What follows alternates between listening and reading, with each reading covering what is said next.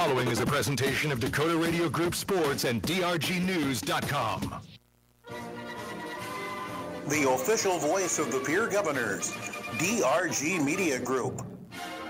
Pierre Governor Basketball on River 92.7 is brought to you by Bank West, May Adam, and First Dakota National Bank.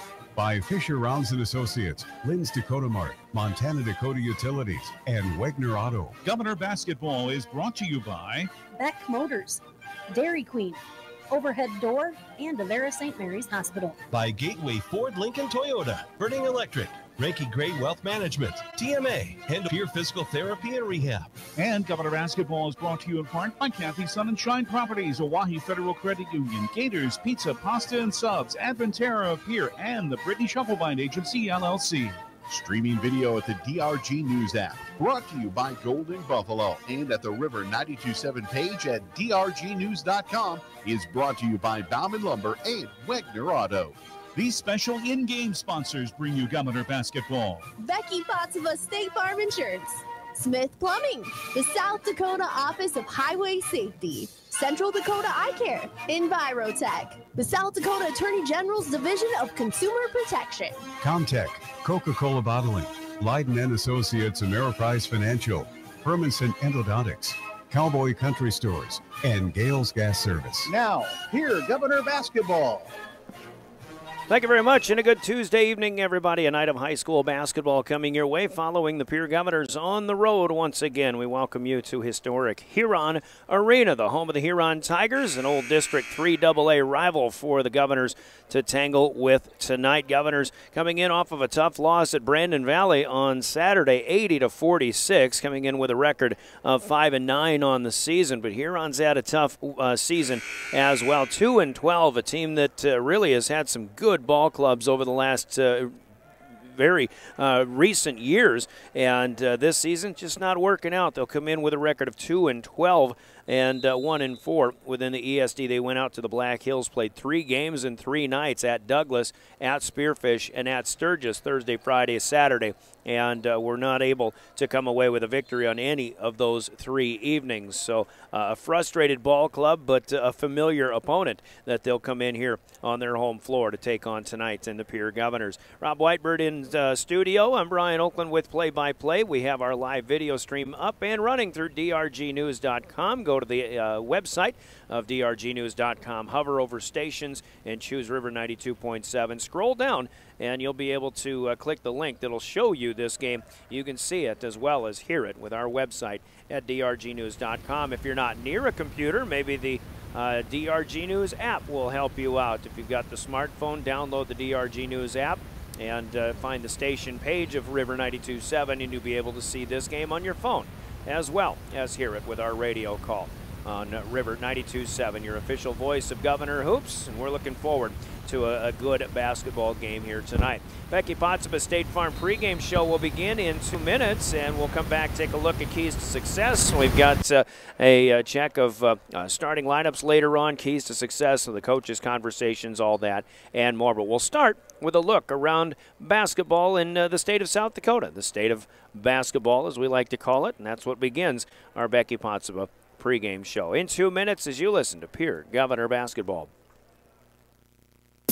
If you'd like to earn up to a 30% discount on your auto insurance, then here's your chance. Pottsova State Farm has an updated version of the Drive Safe and Save app, and drivers everywhere are enjoying the rewards. Millions are now saying it, don't mess with my discount, and you will too. Just download the Drive Safe and Save app from State Farm to get started, or call Pottsova State Farm agent's office and they'll be happy to sign you up. Call 224-4173, Pottsova State Farm Insurance, and learn more today.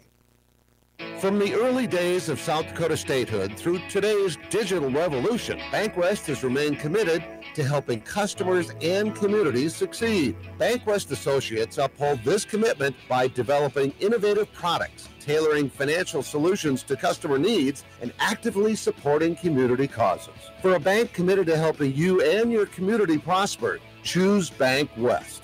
BankWest, convenient, connected, committed. Member FDIC. There's an app for everything, including high school sports from the stations of DRG Media Group. Download the DRG News app, brought to you by the Golden Buffalo Casino, from the App Store or Google Play. It takes only a moment, so you'll have it in time for this game. See live and archived video of all games. And when you select your favorite station during the live stream, the video will immediately pop up. See Central South Dakota high school sports on your phone or mobile device with the DRG News app, brought to you by the Golden Buffalo Casino. Download it now at the App Store or Google Play. Smith Plumbing, family owned and operated, provides complete plumbing services to the Pierre-Fort Pierre area. Whether you're in need of timely service, a remodel, or building a new home, Smith Plumbing will be there for you. When you call Smith Plumbing, you'll be treated the only way they know how, like family. Visit their website, smithplumbing.com, or call today, 224-4770. Superior craftsmanship and service. Smith Plumbing in Pierre, your friendly neighborhood plumbers.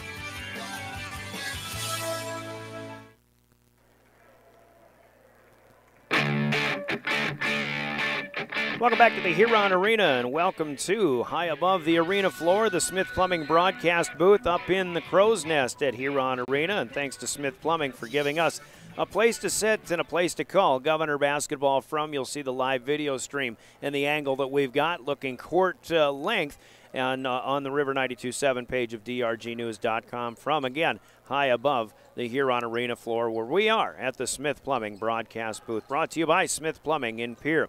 South Dakota Office of Highway Safety reminding us all as well on our way to and from high school sports or wherever we're heading in this winter season to buckle up. Every trip, every time, a reminder from the South Dakota Office of Highway Safety. Brian Oakland here. Let's take a look at how things are going as we get into this week ahead. Governors again coming in off of a loss at home against Sioux Falls, Washington last Thursday, and at Brandon Valley on Saturday. That after a pretty big win with that win at home, or rather at the Corn Palace a week ago over at the Mitchell Colonels. 5 games against 5 of the top teams in the state finally coming to an end. The Governors have a team with a losing record as an opponent here tonight, but obviously will have to come out and do what they're supposed to do in order to take care of business. We'll see how that goes, and we'll talk with Coach Terry Becker about that after a bit. But games, if you missed anything over the weekend, on Friday, saw Brookings get a win over Rapid City Stevens, a rare win for the Bobcats, 52-45. Watertown by 2 over Rapid City Central in a bit of an upset, 64-62. It was Mitchell winning at Sturgis, 61-34. Huron, however, fell at Spearfish, 51-48. That after a loss at Douglas the night before. O'Gorman wins at home over Aberdeen Central, 63-52, and Belfouche got a 1-point win in the Black Hills Conference over Douglas. Then on Saturday, Brandon Valley manhandles the Governors 80-46. Just one of the best shooting performances, it seems, that we have seen this year by anybody, peer or otherwise. And Brandon Valley looking very strong. Brookings got another win. Check that Rapid City Central beat Brookings 69-44 on Saturday. It was Watertown over Rapid City Stevens 52-45 as they get 2 wins over the weekend. Mitchell won at Spearfish 65-36.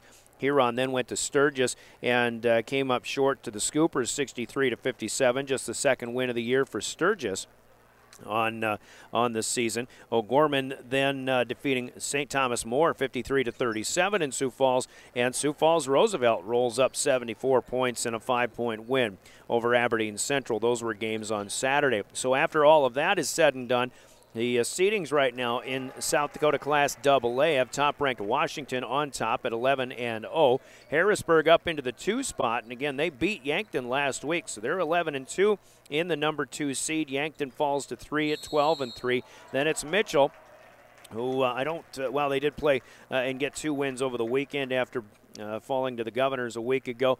They're 12-2. They're in the 4 spot right now. Sioux Falls Roosevelt looking a little bit stronger at 9-5. Brandon Valley off of their win over the Govs on Saturday up into the 6th spot at 8-5. Then it's O'Gorman with an 8-6 mark. Rapid City Central a 1-1 weekend in Brookings and Watertown as they are 10-5. And the 8 seed. So they would have a home game. It is Aberdeen in 9th, Sioux Falls, Lincoln, Watertown. Then the Governors right now in the 12 spot with their 5-9 record. Then Stevens, Douglas, Spearfish, and Brookings in the top 16. Huron with those 3 losses, now 2-12. They're at number 17 on the outside looking in, along with Sturgis at 2-14 on the year. Governors with that 12 seed would go to number 5, Sioux Falls Roosevelt, if the postseason and the Sodax 16 were to be played tonight. But we are back into the ESD. Let's take a quick look at ESD standings. Harrisburg is at 6-0 on the season in boys basketball. Brandon Valley and Mitchell are 5-1 against ESD teams. Aberdeen Central 4-2. Yankton is at 3-2. And then the Huron Tigers 1-4, just ahead of the Governors at 1-5. Watertown's also 1-5, and Brookings is 1-7. Now that's against ESD competition. Those aren't the official ESD conference standings. I think only the first time a team plays another team is what counts in the standings. But that's what we have against for everybody playing teams that are that call the ESD a home conference. So just another tidbit there. Games that are going on tonight, in addition to the Governors playing here at Huron, it's Brandon Valley up to Watertown tonight. And out west, Spearfish with the rivalry renewed at Sturgis. Douglas goes down to Hot Springs to take on the Bison in the Black Hills Conference.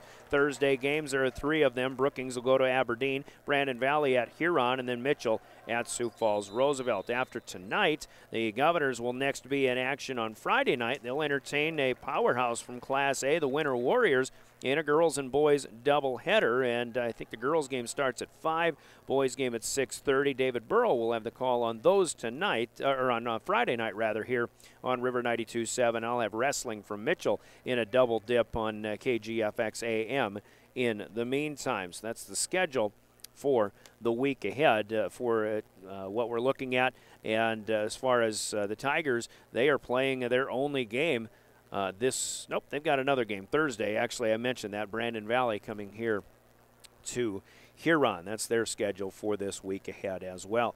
Turning the page, we'll take a look at girls basketball, but we've got a little bit of time in our pregame show. Why don't we take a 2-minute timeout, and the state of basketball continues with more in our Becky Potsuba State Farm pregame show. You're listening to Pierre Governor Basketball. This Governor Sports Moment is brought to you by the team at Fisher Rounds and Associates of Pierre. Steph Pollock will go down in Lady Governor basketball history as one of the greatest players ever to wear the Lady Gov uniform. She graduated as the record holder in most points in a single game with 36, most points in a single season with 481, and is the all-time leading career scorer with 1,284 points. Steph Pollock, truly one of Pierre's finest. This Governor Sports Moment is brought to you by the team at Fisher Rounds and Associates of Pierre. May Adam Law Firm of Pierre offers superior legal representation. Clients can be assured their legal matter will be handled with expertise and the utmost professionalism. May Adam Law Firm's skilled South Dakota lawyers can take care of your family law, estate planning, real estate law, or personal injury. May Adam Law Firm is able to help you plan and prepare to make matters easy now and into the future, too. Call 224-8803. May Adam Law Firm of Pierre, since 1881.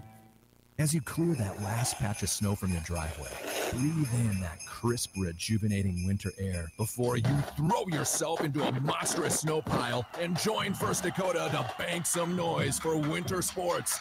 Shriek for tide-turning reversals, whoop at game-winning threes, and gasp in awe at a perfect back walkover. Let them hear you from the cheap seats. Bank some noise with us at First Dakota National Bank. Open a new account online today at firstdakota.com, member FDIC. Smart grocery shopping takes a little bit of TLC. Lynn's Dakota Mart in Pierre is thrifty, local, and convenient. Shop Lynn's Dakota Mart for the freshest produce, highest quality meats, and delicious bakery items. Shopping Lynn's Dakota Mart is easier because of the spacious aisles. Everything is easy to find. Lynn's Dakota Mart has recently updated their store and takes pride in providing you a clean shopping environment. Lynn's Dakota Mart Good Neighbor Pharmacy offers free delivery and mail out too. Thrifty, local, convenient. Lynn's Dakota Mart in Pierre, your hometown neighborhood market.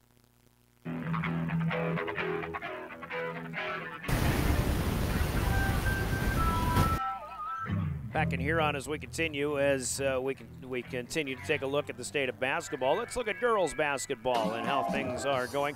Actually down on the floor, and if you're watching on the live video stream, watching the freshman game, as the Governors with a three-pointer just gone up 53-42. They lead by 11 with 2:19 left to play in regulation. The sophomore game played at 4 o'clock went the way of the Governors as well, 58-52 in a win over the Huron Tigers. Freshman B game was played over at the Huron Middle School. No report on that. Here's what's going on in girls basketball. Friday wins go to Aberdeen Central, Rapid City Stevens, Rapid City Central, Mitchell, Huron, who defeated Spearfish 42-37, and Belle Fourche with a win over Douglas as well. Great basketball game Saturday night with the Governor girls, but as they hosted Brandon Valley, they go to overtime, but the Lynx win at 57-52. One of the still probably one of the best games of the year that we have seen in girls basketball for our coverage of Pierre High School girls. So real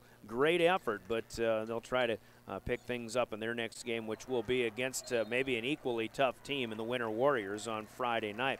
Aberdeen with a big win over O'Gorman as well. Aberdeen stays unbeaten against one of the top teams in the state, 50-47. Rapid City Central and Stevens with wins at Brookings and Watertown respectively. Mitchell won out at Spearfish, and Huron defeated Sturgis 67-33 in a high-scoring game here at the arena on Saturday. Tonight, without either Pierre or Huron's girls playing, Harrisburg is at O'Gorman, Yankton plays at Watertown, Hill City plays at Douglas.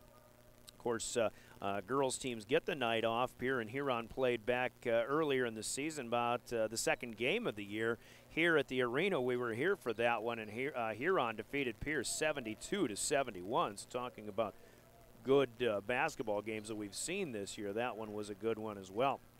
But those three games tonight in Harrisburg at O'Gorman's got to be the big one. That's the 3 seed against the current number 6 seed in Sioux Falls tonight. Yankton at Watertown, Douglas hosting Hill City. Aberdeen will go to Brookings on Thursday. Brandon Valley comes here for a doubleheader, as we mentioned, among other action taking place this week. Winter is at Pierre, and again, girls and boys doubleheader. You've got second-ranked Winners girls coming to take on AA Pierre, and then Winners boys into the top 5 in this morning's rankings as well. So a couple of really good teams in girls and boys basketball Class A coming to Riggs High on Friday, with both of those games here on River 92.7. Aberdeen, the top overall seed in Class AA, 14-0 right now. The only AA undefeated team with Mitchell, 13-2. They are the second seed, and then you've got Harrisburg 13-1. Brandon Valley off of their win over the Govs on Saturday as the 4 seed at 11-3. Then it's Sioux Falls, Washington 9-2, O'Gorman 10-5, Rapid City Stevens 10-4, and Huron still settling in as the number 8 seed right now. They are 7-8. If the postseason began tonight, they would host the Pierre Governors, who the Governor girls, who are 6-9, but that's still good enough for a 9 seed as far as their seeding averages are concerned. And we understand Huron suffered a knee injury to Tanley Buddenhagen, so we sure feel bad for that, as Buddenhagen, just an outstanding talent, coach's kid, but a better volleyball player than she is a basketball player, and she's a really good talent on the basketball floor too, so we hope for speedy recovery for Tanley on that. The Governors, as we mentioned, are 9 seed. Rapid City Central, Sioux Falls, Roosevelt, Watertown, Spearfish, Sturgis, Sioux Falls, Lincoln, and Brookings are in the top 16. Yankton and Douglas on the outs looking in right now as far as the Sodak 16 seedings would be concerned. In the ESD, Aberdeen still unbeaten at 6-0. You've got Harrisburg 7-1, Mitchell 6-1, then Brandon Valley at 6-2. Huron is in the middle of the pack at 3-3 in the girls' side of things. Pierre is at 2-6. They'd be 6th out of 9 in the standings that we have. Watertown 1-6, Brookings is 1-8, Yankton is winless at 0-5 against ESD competition. And again, just the first games count to the actual standings. Those standings are unofficial, but that's what we've got in what we've been following overall on the season. Huron's freshman team making a bit of a run here with 1:27 to play, back within 6, and was just 11 a moment ago. Now 55-49. You can watch that one as we continue our pregame show and the live video stream of drgnews.com and the River 92.7 page. Now Huron getting a steal near half court, and well, the layup will be missed. Huron still with it. But that is the state of basketball here in our Governor pregame. Our Becky Pottseba State Farm pregame show will continue after another 2-minute timeout. We'll talk keys to success with both head coaches, and we'll begin with Terry Becker of the Pierre Governors next, and our Central Dakota Eye Care keys to success. That's next in your Pierre Governor pregame. This is the official voice of Governor basketball, River 92.7, online at drgnews.com. Attention all sports fans, get ready to show off your Pierre Gov spirit. Hi, this is Amy Parsons with American Bank and Trust in Pierre. Contact me to get your Governor's Spirit card today. Every time you make a purchase with your custom green and white debit card, American Bank and Trust will donate money back to the Pierre School District. Spirit card funds have helped purchase items such as a climbing rock wall, transit bus passes, and wobble seats. American Bank and Trust, proud supporter of the Pierre Governors and member FDIC. Taking care, touching lives. Avanterra Pierre has an opportunity for one full-time LPN or RN. Be a part of a family-oriented team environment with an aggressive pay plan and excellent benefits package available. Avanterra Pierre is a new company under new ownership in Pierre. Apply today at Avanterra Pierre, 950 East Park Street, or call 224-8628 for more information. Apply online at legacyhc.com or Indeed. Avanterra Pierre is an equal opportunity employer. Hometown spirit, nothing else comes near it. It's the kind of pride that you feel inside, the spirit of our hometown. Hometown spirit, nothing else comes near it. Hometown spirit, nothing else comes near it. Owyhee Federal Credit Union, proud to be your hometown credit union since 1955. Federally insured by NCUA. Beck Motor Company is your Valentine's Day headquarters. Our pro shop is full of fresh new mugs, caps, hats, scarves, knives, portable chargers, duffel bags, blankets, and more. Accessories like mud flaps, running boards, chrome door handles. Tires are buy 3, get 1 free. Too many to choose from? Gift certificates available in any amount. 224-5912. Beck Motor Company. This Valentine's Day. Every day, we're making a great deal better.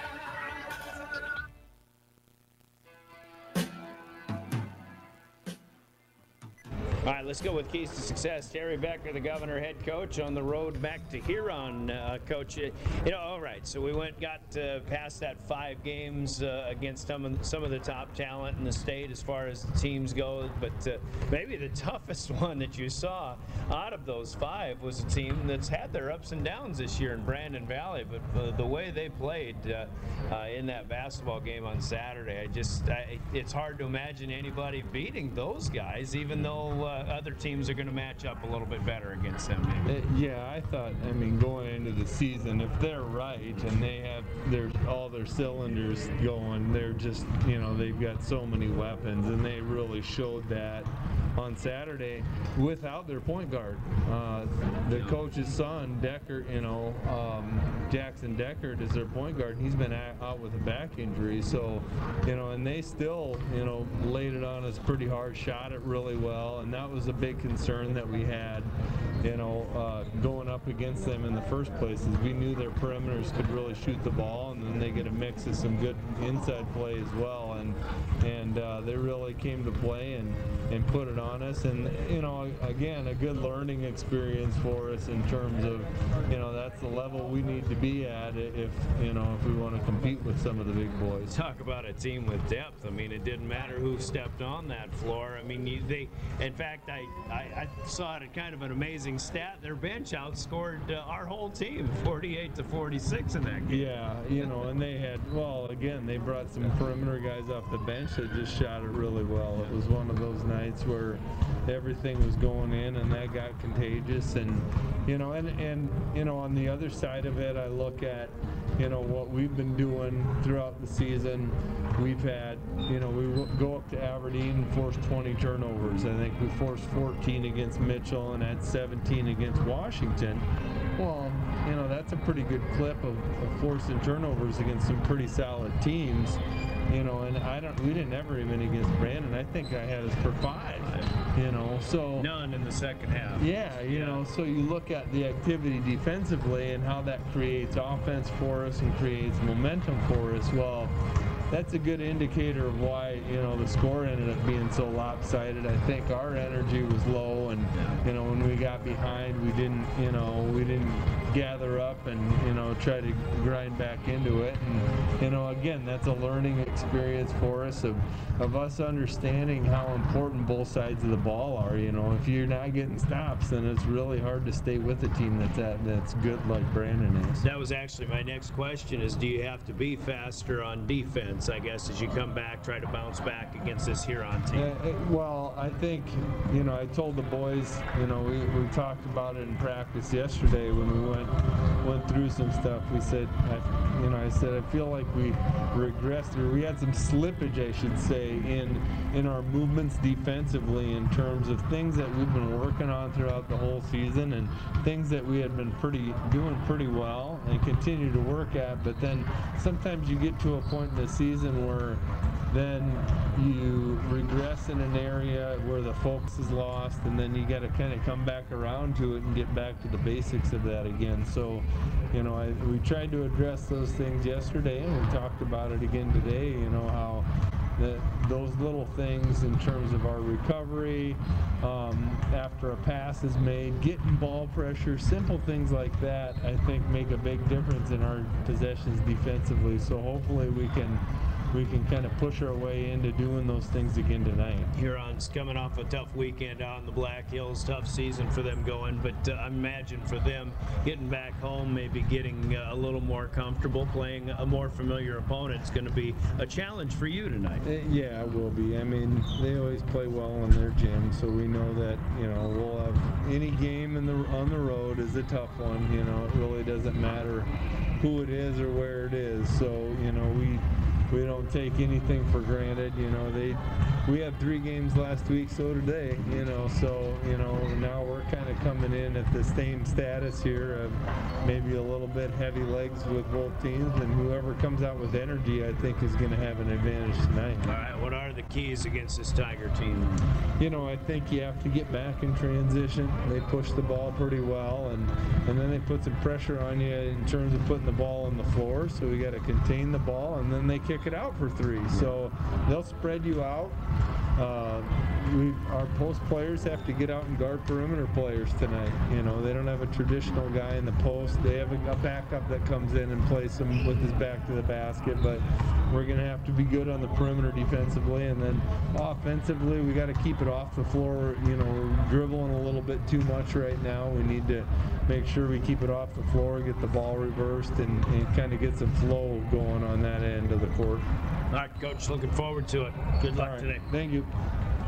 There's Terry Becker of the Pierre Governors. Coach's comments, keys to success in our pregame that are brought to you by Central Dakota Eye Care in Pierre. We will hear from them, and we'll hear from John Scouten, the head coach of the Huron Tigers. Quick update on that freshman game. The Governors win that one 59-49. Huron led at halftime 24-41, so a good, let's make that 24-21, so a good second half for the Governor freshmen who get another victory, a 10-point win over Pierre, and the sophomore game won by Pierre in a 6-point victory there as well. So 2 for 2 on the varsity floor. See if the Governor varsity can make it a 3-for-3 sweep against the Huron Tigers. That's coming up with more from John Scouten of the Huron Tigers. Keys to success continue next, and this is Governor basketball. The key to success starts with vision. Hi, this is Dr. Nick Marceau of Central Dakota Eye Care. Yearly comprehensive eye exams are key in detecting eye conditions before symptoms appear. Call us today at 224-6128 to schedule an appointment. New patients always welcome. The staff at Central Dakota Eye Care is proud of our area youth and support their high school activities. Best of luck in today's game. Central Dakota Eye Care, 640 East Sioux Avenue in Pierre. Better vision for a great life. All right, let's get more keys to success from the home head coach, John Scouten of the Huron Tigers. Coach, I know it's been a tough season so far. I don't know if this is quite what anybody expected in Huron. A tough weekend out of the Black Hills, going 0 for 3 as well. But, I think the thing is I imagine you still got the kids who are just loving to play the game, and they're eager for another chance to come out and play, and a chance to play maybe a more familiar opponent in the Pierre Governors tonight. Right. We spend a lot of time, especially with the way the season is and the type of season and everything going on. We talk a lot about gratitude and just being thankful that we get an opportunity to be out and play. There's states that aren't playing. There's states that are got to wear a mask to play. People's health. There's just different issues going on, right? That we talk all the time. We got to show that we are grateful for the opportunity by how hard we play, by how hard we compete, by how well we can play together. And if we can do those things, we can live with the end result. And so we just got to make sure that, moving forward here tonight and the remainder of the season, however long that is, we're grateful and we're showing that. As far as what's going on the court, I guess so far though, I mean, what are the things that just aren't working out the way you thought they would? What are the positives that you're seeing so far too? Yeah, early in the year, coming into the season, I would have said, offense had me a little bit worried. Didn't know where the scoring was going to come from. When you graduated, the amount of guys we did last year, the offense, you just don't really know what you're going to get. And I was pretty pleased with offensively where we were at, through, the beginning of January even. And then we just started, we go these 2, 3, 4 minute droughts. We just can't score the ball.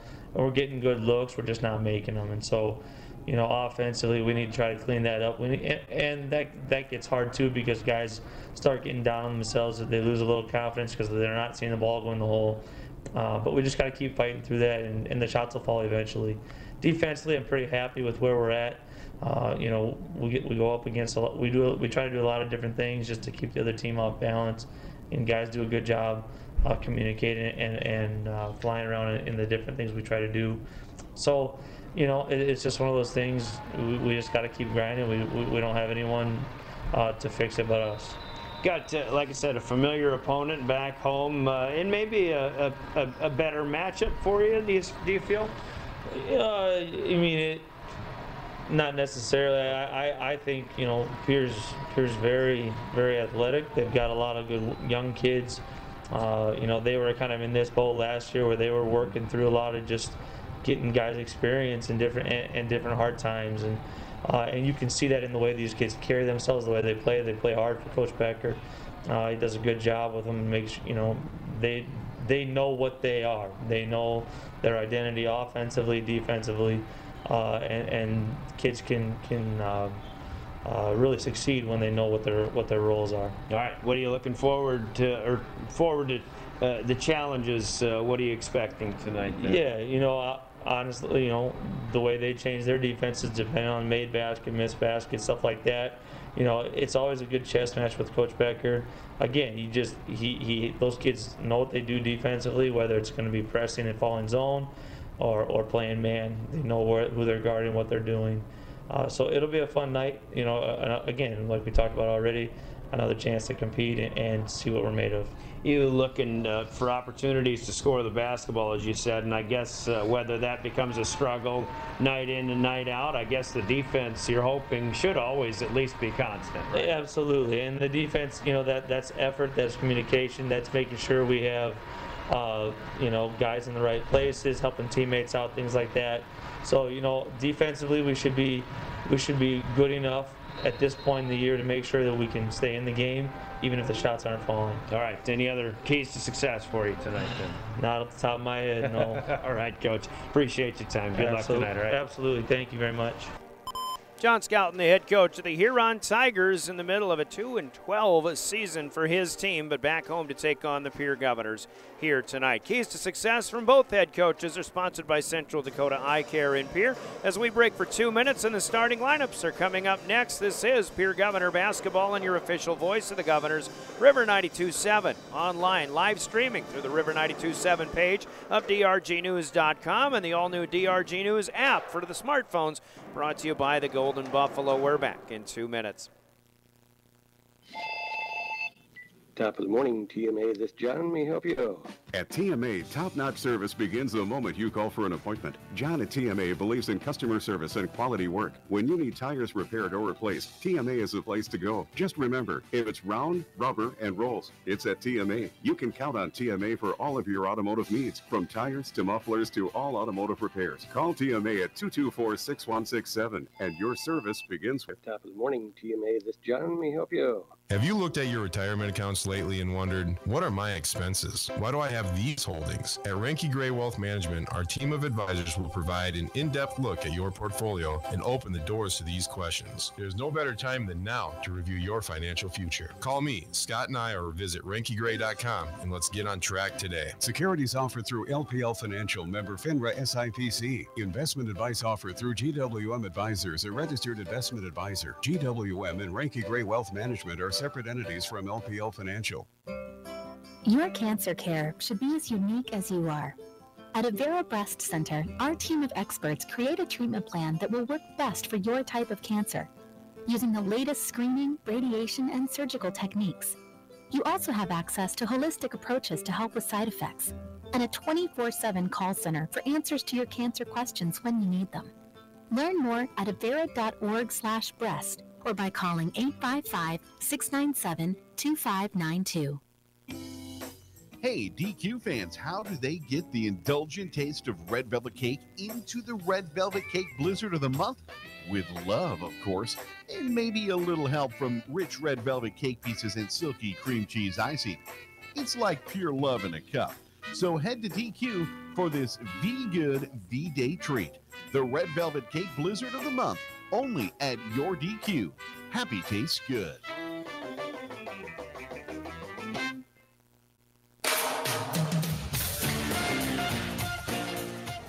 Welcome back to the Huron Arena. Another good performance from the Huron Pep Band, which usually happens when we come here, as we are driven by the Office of Highway Safety, the state of South Dakota, reminding us all, don't drink and drive, stay alive. You're listening to Pierre Governor Basketball on your official voice of the Governors. River 92.7 KGFX FM Pierre, a member of DRG Media Group, and again online at drgnews.com. I'm Brian Oakland. These are the starting lineups coming up as they are brought to you in our pregame by Envirotech in Pierre. And for the Huron Tigers, backcourt looks something like this with Max Kranzler, a 6-foot junior. Good athlete to lead the way. Cade McNeil, also 5'10", and a junior. Claire Hay, a 6'1" senior, is listed as a guard, as is Jaron Schley, a 6'2" senior. So a 4-guard set. They'll join Derek Simmonsma, 6'3" senior, as the only forward in the starting lineup. Kranzler, McNeil, Hay, Schley, and Simmonsma, the starting 5, with Ryan Jans and Tegan Fitzer, a couple of senior guards off the bench coming in. Rylan Zaleski, a 6'2", and a sophomore, and Isaiah Decker, a 6'4" junior big man, off the bench as well. For the Huron Tigers, 1-4 against the ESD, 2-12 overall. John Scouten, their head coach, assisted by Cody Kaufman, David Westby, and Troy Brock. Starting lineups from Envirotech. After this from Envirotech, we give you the Governor's starters as you listen to Pierre Governor Basketball. Envirotech makes life a little bit simpler. No matter what the circumstances, no matter what is handed to you, Envirotech has you covered. One call is all it takes to have easy setup, easy pickup, and easy payment. Call Envirotech at 224-4804 or use their website to pay your bill online at envirotechwaste.com. Use their mobile app, Waste Connect. Check their website or receive a robocall for collection schedule changes due to weather or holidays. Envirotech has you covered. Envirotech starters for the Pierre Governors now becoming a familiar bunch as Lincoln Keenholz, the sophomore guard, 6'2", leading the way, along with Bennett Dean, a 6'2" senior in the backcourt. Forwards are Houston Lundy, the 6' senior, Jackson Edmond, the sophomore, at 6'5", and James Mickinen in the post, the senior, at 6'6", with Keenholz, Dean, Edmond, Lundy, Mickinen the starting 5, Denton Beck off the bench, a 6'4" senior, Jacob Mayers, 5'11", sophomore, Matthew Hansen, the only junior on the roster, at 6'3". Some of the firsts that will check in for the Governors tonight. Pierre 5-9 on the season, just 1-5 against ESD competition. and head coach by Terry Becker, assisted by Bob Walter, Brianna Kusler, and Daniel Traversy. Those are your Envirotech starting lineups. Another starting lineup to give to you is the naming of today's game officials, and they're brought to you by the South Dakota Attorney General's Office. They are our law on the court. Licensed by the South Dakota High School Activities Association to officiate high school basketball, and as always, we thank our high school officials for doing a thankless job in officiating high school sports. Tonight's law on the court are Luke Langner, Lee Johnson, and Jake Studer. Our game officials, the guys in stripes, Luke Langner, Lee Johnson, Jake Studer. The game officials, the law on the court. Sponsored by the South Dakota Attorney General's Office and their Division of Consumer Protection. We'll tip it off, get closer to tip off in 2 minutes as we continue with our Governor pregame. You're listening to Pierre Governor Basketball. Monitor your accounts, especially during the holidays. Remember to track your accounts frequently for any fraudulent transaction, whether through mobile banking or online access. Sign up for notifications or text alerts from your bank that might indicate suspicious activity. This can range from mobile deposit alerts, big purchase alerts, password change alerts, etc. If you receive an alert, immediately reach out to your bank to ensure it is not a scam. Do not click on the link. With questions, contact the South Dakota Consumer Protection Division, 1-800-300-1986. Gateway Ford Lincoln Toyota is giving you 250 reasons to shop local. When you buy your next vehicle at Gateway, you get 250 Pure Pride dollars. Use it towards your purchase. Combine it with your tax return to get the ride you want. Or spend it at your favorite business in Pierre. 250 Pure Pride dollars when you buy or lease in February at Gateway Ford Lincoln Toyota, 518 East Sioux Avenue in Pierre. Call 605-224-7378 and visit gatewayflt.com. Nobody, and I mean nobody, beats a Gateway deal. Minimum purchase $5,000. Some exclusions apply. See dealer for details. Comtech has your technology solutions. Check out their showroom, located conveniently behind Walmart, and see what you've been missing. Large selection of TVs, sound systems, and smart speakers, PCs, desktops, and tablets, home and business security, and telecommunication systems. Comtech is your all-in-one solution for any technology need. Wishing the Pierre Governors best of luck in today's competition. Comtech, come see what you've been missing.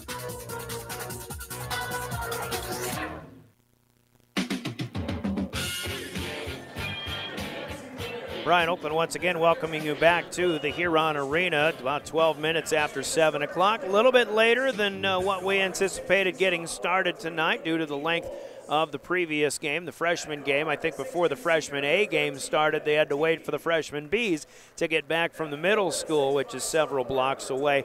But we're about ready to get going. Starting lineups are being announced on the floor. The Governors coming out in road green with the white numbers and trim in this first half. As you watch this on the live video stream at drgnews.com, you'll see the Governors traveling from the near court to the far. In that second half, they'll be coming towards us as Huron and home white with black numbers and orange trim will be coming far court to near as they'll get announced here. Josh Hader, the state treasurer, is also the PA announcer. He doesn't just find your unclaimed money. He is one of the best PA announcers around in the state, and he's getting the crowd riled up here tonight as well. Other sports in Pierre Governor land, we should say, as a big weekend coming up for the Governor gymnasts after a ESD meet over the weekend. They go to Watertown this coming weekend, and they'll participate in the state Class AA state gymnastics meet. Pod number 1 is Pierre will join O'Gorman, Yankton, and Huron as they will start their competition at 11:05 on Friday. And then competition continues on Saturday as well. The team usually on the day number 1, competition and the individual on day number 2. We are ready to go, and the opening tip is brought to you by Comtech in Pierre, and it gets hammered straight out of bounds to the scorer's table. Jackson Edmond a little too much on that one, and the Comtech opening tip will be, taken in a sense by the Huron Tigers. Orange numbers with the black trim heading far court to near in their home white. Working their way to the right side, which is our left. Huron works it around the perimeter. As we get to know some of these players, Cade McNeil with the kick out. Shot is up from long range. It's no good for Max Kranzler. Jackson Edmond clearing out for the rebound. Governors have their first possession. Underway, no score as of yet. as we are, again, just getting started. Here's Keenholz, left side baseline. His first shot of the night is off the mark, no good. And Huron down with it with Jaron Schley as he'll bring it to the near side. Hesitation against Houston Lundy, picks up his dribble, gets it back, though, to Kranzler. Now McNeil, little penetration, tipped pass, but it's out to Claire Hay, and his three-pointer is no good as that one too strong. Caught on the fly by Jackson Edmond. He'll take it the other way. Leaving it with Lundy. Back to Edmond down on the left wing. Far end of the floor. Here's Bennett Dean. Back to Lundy now in the right corner. Looking for Keenholz. Over to Edmond. Governors playing patiently, but an open three here. Now this one too strong for Bennett Dean. A couple of air balls for both teams as McNeil comes out of there with it. Hay with it up top. On the move, Schley. He'll leave it with Derek Simmonsma. Simmonsma back up top. Derek Simmonsma is actually a third cousin of mine. I've never met him, but we are third cousins. Hay on the move. No good on the layup. Edmonds got his third rebound here in 3 missed shots for the Tigers. Still no score, 6:15 on our opening quarter clock. Lincoln Keenholz looking to move left side, nowhere to go. He'll find Bennett Dean up top. Now back to Keenholz on the right wing. Governor's trying to be the first to crack the scoreboard. Here comes Edmond to the baseline, through 2 defenders, and a shot up and in from point-blank range for James Mikkonen. Mikkonen with a good receive and a good finish. Excellent pass, too, by Edmond, who got it through a couple of defenders. That certainly was not easy. Here comes McNeil. Back to Hay. Now Schley on the left side. Nowhere to go in the corner. Gets rid of it. Simmonsma up to Hay again. Huron playing patiently here. McNeil thinks about 3. Now puts it on the floor and goes across the way. Quarterback of the football team gets it to Hay. Here's Mikkonen, who will knock a pass out of bounds with just 4 seconds on the shot clock on this Tiger possession. Governors on top 2-0. 5:27 to play. Off the right side of the key to our left, McNeil will look to inbound, and Huron will not have a lot of time to waste here. McNeil to the corner. Schley to the baseline, and Huron is not going to get a shot off. Whether they realized that the shot clock was down to 4 when they inbounded or not remains a question. Thank you for the note. Athletic Director Brian Mosier says just a one-day state gymnastics meet coming up this weekend. That will be on Saturday. Governor Gymnasts start at 11 o'clock. So 5:10 to continue here in the first quarter. Leaning in on the drive, it's Jackson Edmond who will kiss it off the glass for 2. Pierre on top 4-0 with buckets on their last 2 trips down the court. Their third and fourth overall tonight. Under 5 minutes to go here, quarter number 1. Simmonsma on the right side. Leaves it with McNeil. He will find Max Kranzler on the move. Governor's really good, doing a good job trapping, especially once the ball handlers pick the ball up off the dribble. Kranzler backed off, rather Schley, and he'll find Simmonsma inside, but he'll take a push from behind. Shot clock got down to 7 on this possession, but Houston Lundy with the push from behind, and Huron will get a fresh 35. Claire Hay out, Tegan Fitzer in, 6-foot senior. First substitution in for the Tigers. Huron is playing without one key component, Brandon Decker, a 6'3 junior, who is out due to some heart issues. We'll hope that works out for him. Shot up no good from 3 for Schley. Second chance by Fitzer was no good. Governors come right back, though. And Lincoln Keenholz will put a 2 in from the left side, inside the arc. Here on top of the first 6 points of the game now. And the Governors with that early lead. 4 minutes in, 4 to go. Quarter number 1. Fitzer, quick fire 3, and he's got it. Huron on the board with Tegan Fitzer, who did not have a lot of time to pull the trigger on that one, or a lot of space, but he got the shot to fall, and a good-looking one at that. 6-3, Governors. 6-point lead to start this game, cut in half. Here's Dean out top on the left side, down to the wing a little bit. Off the left block, it's Mikkonen with it. Now Edmond back up top. This possession down to 10 seconds for the Governors. Keenholz steps back, fires a 3, that one halfway down and back out, and it'll be a foul on Edmond. over the top of Kranzler, looking for the rebound. Keenholz was on the mark, it seemed, but shot rattled in and out. 2-for-2 swaps for both teams here. Hansen and Denton Beck. And Matthew Hansen checking in for Mikkonen and Lundy. And as Cade McNeil checks out, we saw Rylan Zaveski, 6'2 sophomore, check in for the first time. And joined by Claire Hay, who was back in there from the starting lineup after a quick breather. 3:18 to play. We're in the first. Slow start, 6-3, Governors lead. Looking for three and hitting is Derek Simmonsma. 6'3 senior outside, tying this one up, 6-6. Governors with 3 deuces. Huron with a pair of triples. Here's a 3 for Beck. Nope, Bennett Dean. And we'll have a foul on the floor here, looking for the rebound as Jackson Edmond pulled another one down. Simmonsma will pick up his first personal. Governors 3 for 7 so far on the floor, but we've got a 6-6 tie. Edmond takes the inbound and drives, picks up contact. He'll go to the free throw line. Left his feet just ahead of the left block, down low in the lane. Edmond to the free throw line as he took a bump from Tegan Fitzer. Tegan's first personal, team foul number 2. Both teams with 2 fouls early on. Jackson Edmonds got good rotation and the touch on the first of 2. That one's in. He'll get another one here. 7-6 Pierre. 2:53 on our first quarter clock.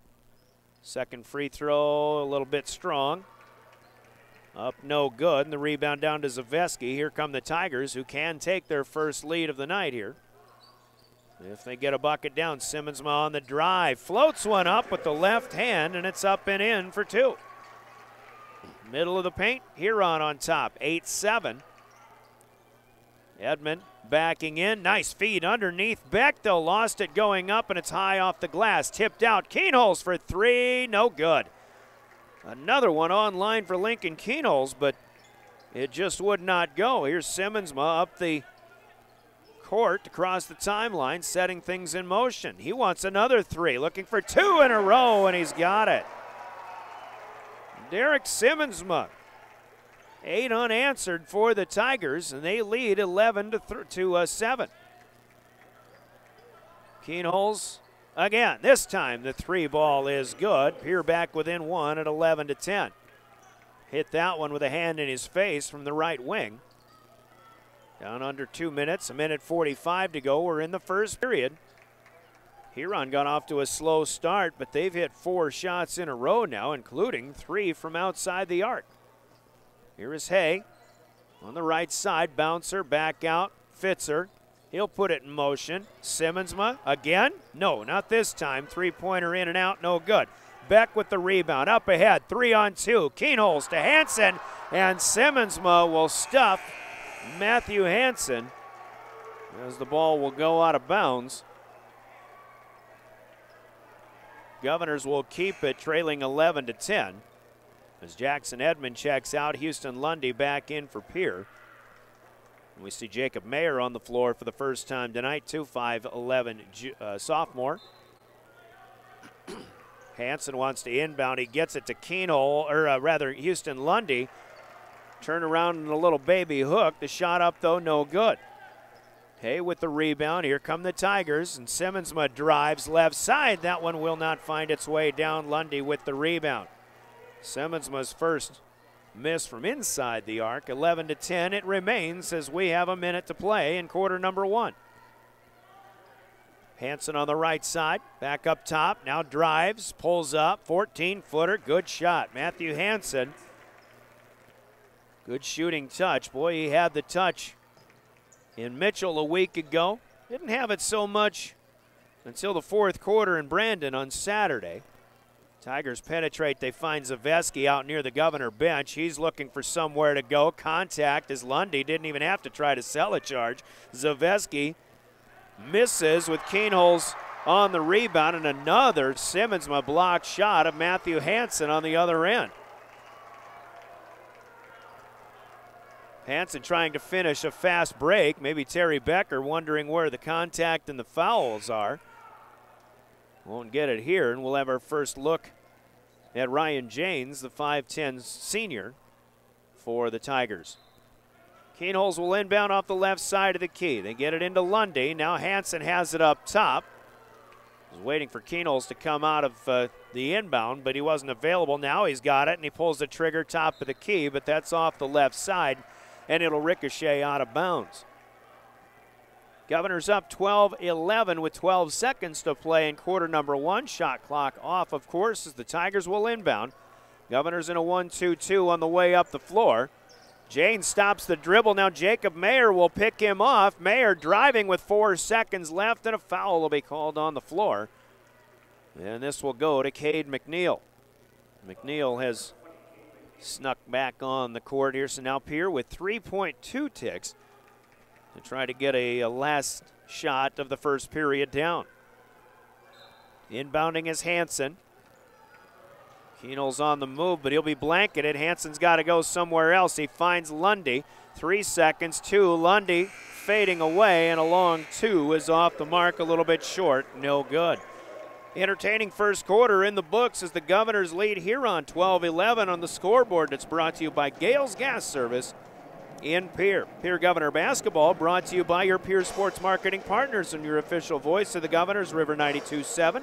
Partners include All Around Graphics, American Bank and Trust, Anderson Dental, Avera Orthopedics, Bank West Incorporated, Beck Motors, the Brittany Shufflebind Agency, Kathy Sonnenschein Properties, also Midco, Overhead Door, Maher Law Office, Kelly's Retirement Home, Guadalajara Mexican Restaurant, Heisberg Funeral Home, and James River Broadcasting, and those of us with DRG Media Group, your Pierre Sports Marketing Partners. We break for 30 seconds. Quarter number 2 is coming up. The Govs lead by 1 on River 92.7.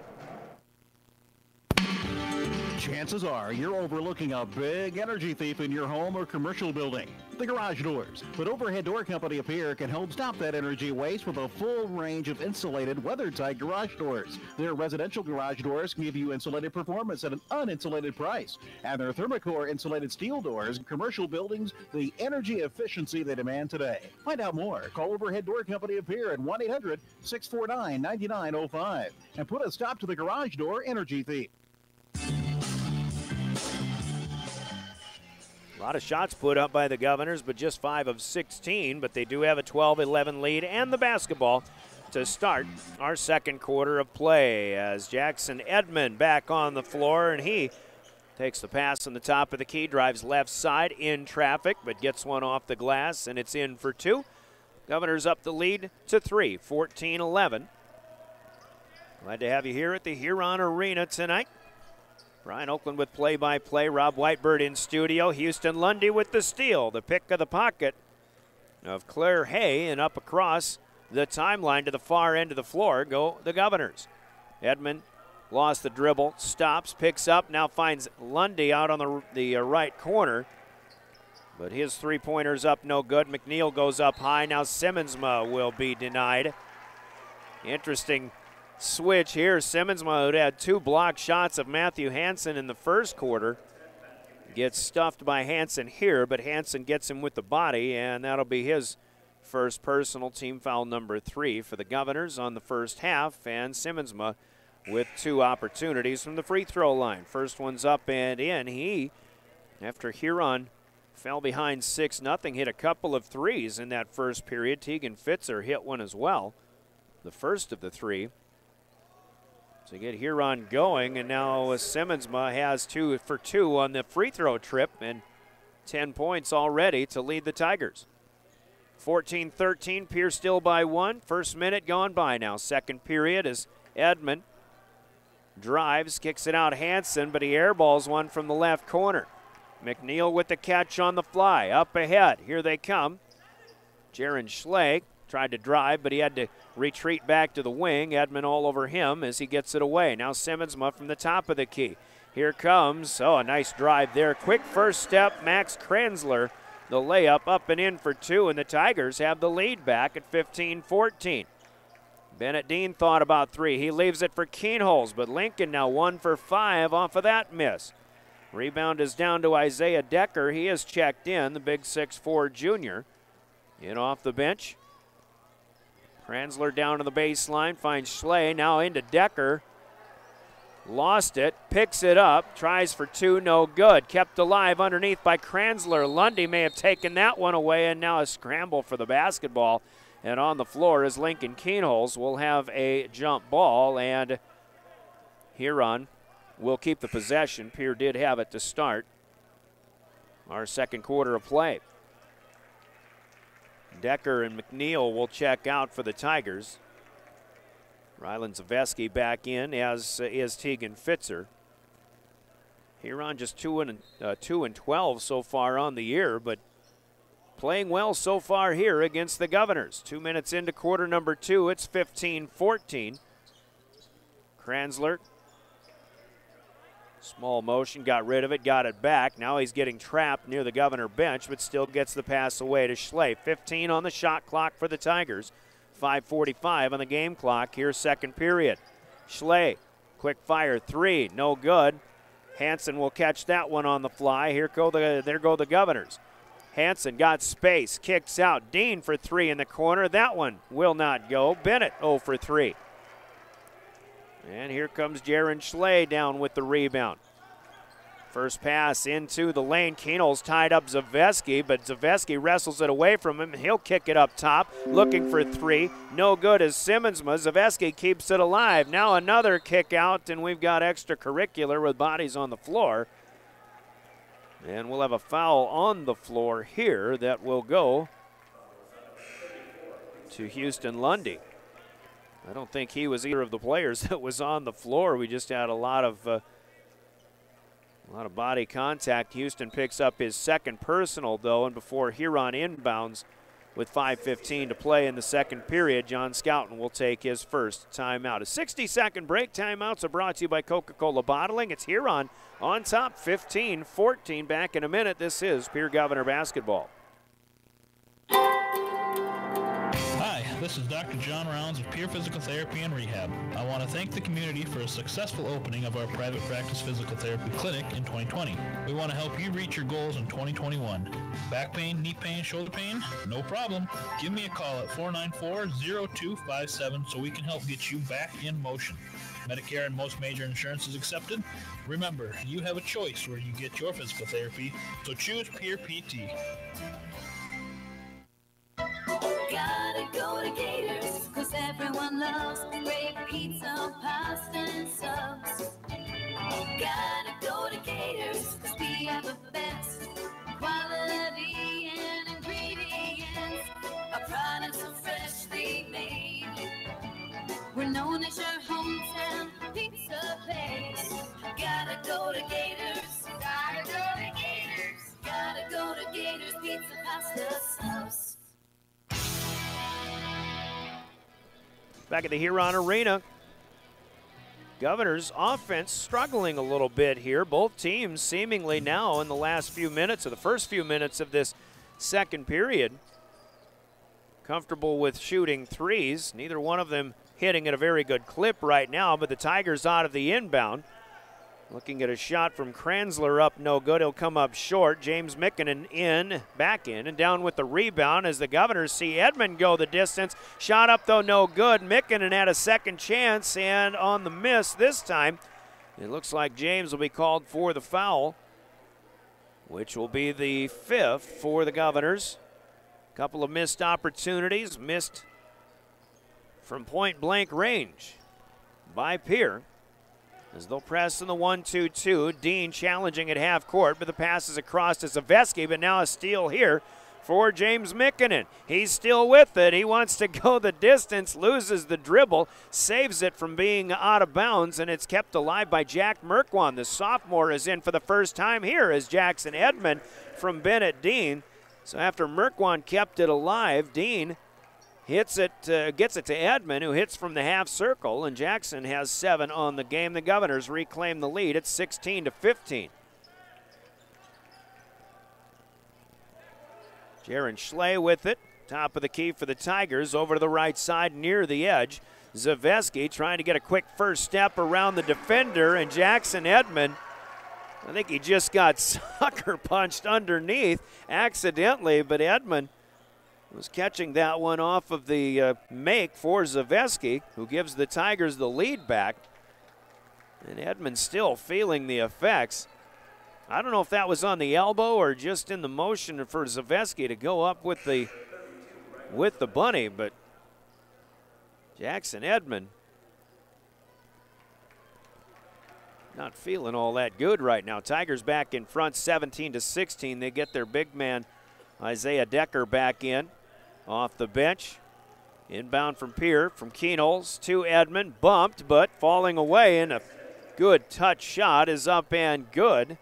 Sixth lead change here in the first half. It's Pierre on top 18-17, 3:40 to play in the second period. Merkwan hounding Schley, and that might have been a travel, but he loses the basketball, which might have saved the possession.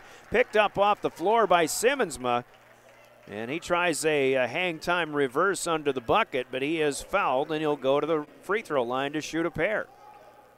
Foul here goes to Keenholz. That'll be Lincoln's first. 3:31 with the clock stopping. Simmonsma was 2 for 2 earlier in the second period, but back irons the first one here. Pierre up by 1. Simmonsma tries to tie, and he's got it. So we are tied at 18 apiece. We've had 6 lead changes in a seesaw battle so far, but that is our second tie. Here is Bennett Dean to Edmond. Now too strong on the 12, or fifth, maybe 15-footer here. Rebound down to the Tigers. Schley will take it back from Simmonsma. Here's Claire Hay. Back to Simmonsma. Slicing through defenders. Finds Decker at the free throw line. And Isaiah Decker will put a one-hander on the run. Up in the middle of the paint. Good for 2. Keenholz quickly up ahead. Fading away. He'll hit one. Mid-range. Swished it. Ended up on the floor. But we're tied again with 20/20 vision. 2:45 to play. Here's Keenholz with a steal, and he'll go up, and the finger roll no good as Jaron Schley denies the easy 2. But Keenholz will go to the free throw line. That's the 5th turnover for the Tigers unofficially, and honestly, right now I've got 0 turnovers for the Governors. Overall, playing a pretty clean game. The field goal percentage could be a little bit better. Keenholz free throw, first one good. Foul was called on Schley, as we mentioned, his first. Team foul number 5 for the Tigers. Decker is out. Max Kranzler back in. Tegan Fitzer back in at one of the guard spots for the Tigers. So Decker is out, and trying to see down low for the Tigers on the lane. I don't think that's Simmonsma. So they may have both. Actually, it is Simmonsma. I was going to say both of their big men out, but starting post player Simmonsma still in. Keenholz 2 for 2 on the line. The Governors back up by 2 at 22-20. Another lead change here. Governors causing problems in the backcourt. Keenholz comes up with the loose ball, or rather Edmond, out of the air, and he will actually be tied up, but the Governors will get it back. Yes, they will, on the jump ball.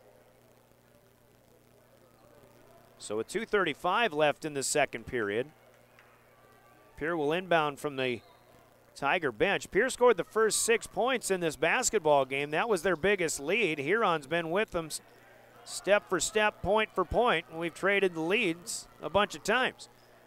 Merkwan from the left side. Inside, it's Edmond, and the spin move with the right hand is up and good. And Jackson Edmond having himself an 11-point first half now. Pierre back up by 4 at 24-20. Governors just trying to pick up a little bit of breathing room here, but a 3 ball for Tegan Fitzer is not going to allow that to happen. Give the assist to Cade McNeil. Tegan Fitzer's second 3 of the night as the Tigers back within 1 at 24-23. Keenholz getting hounded a bit. Here's Merkwan on the right wing. He'll put it in motion. Finds Edmond. Jackson will drive off the glass and good for another bucket. Jackson Edmond with a baker's dozen now. 26-23. Edmond's got half of them. Across the timeline, Kranzler.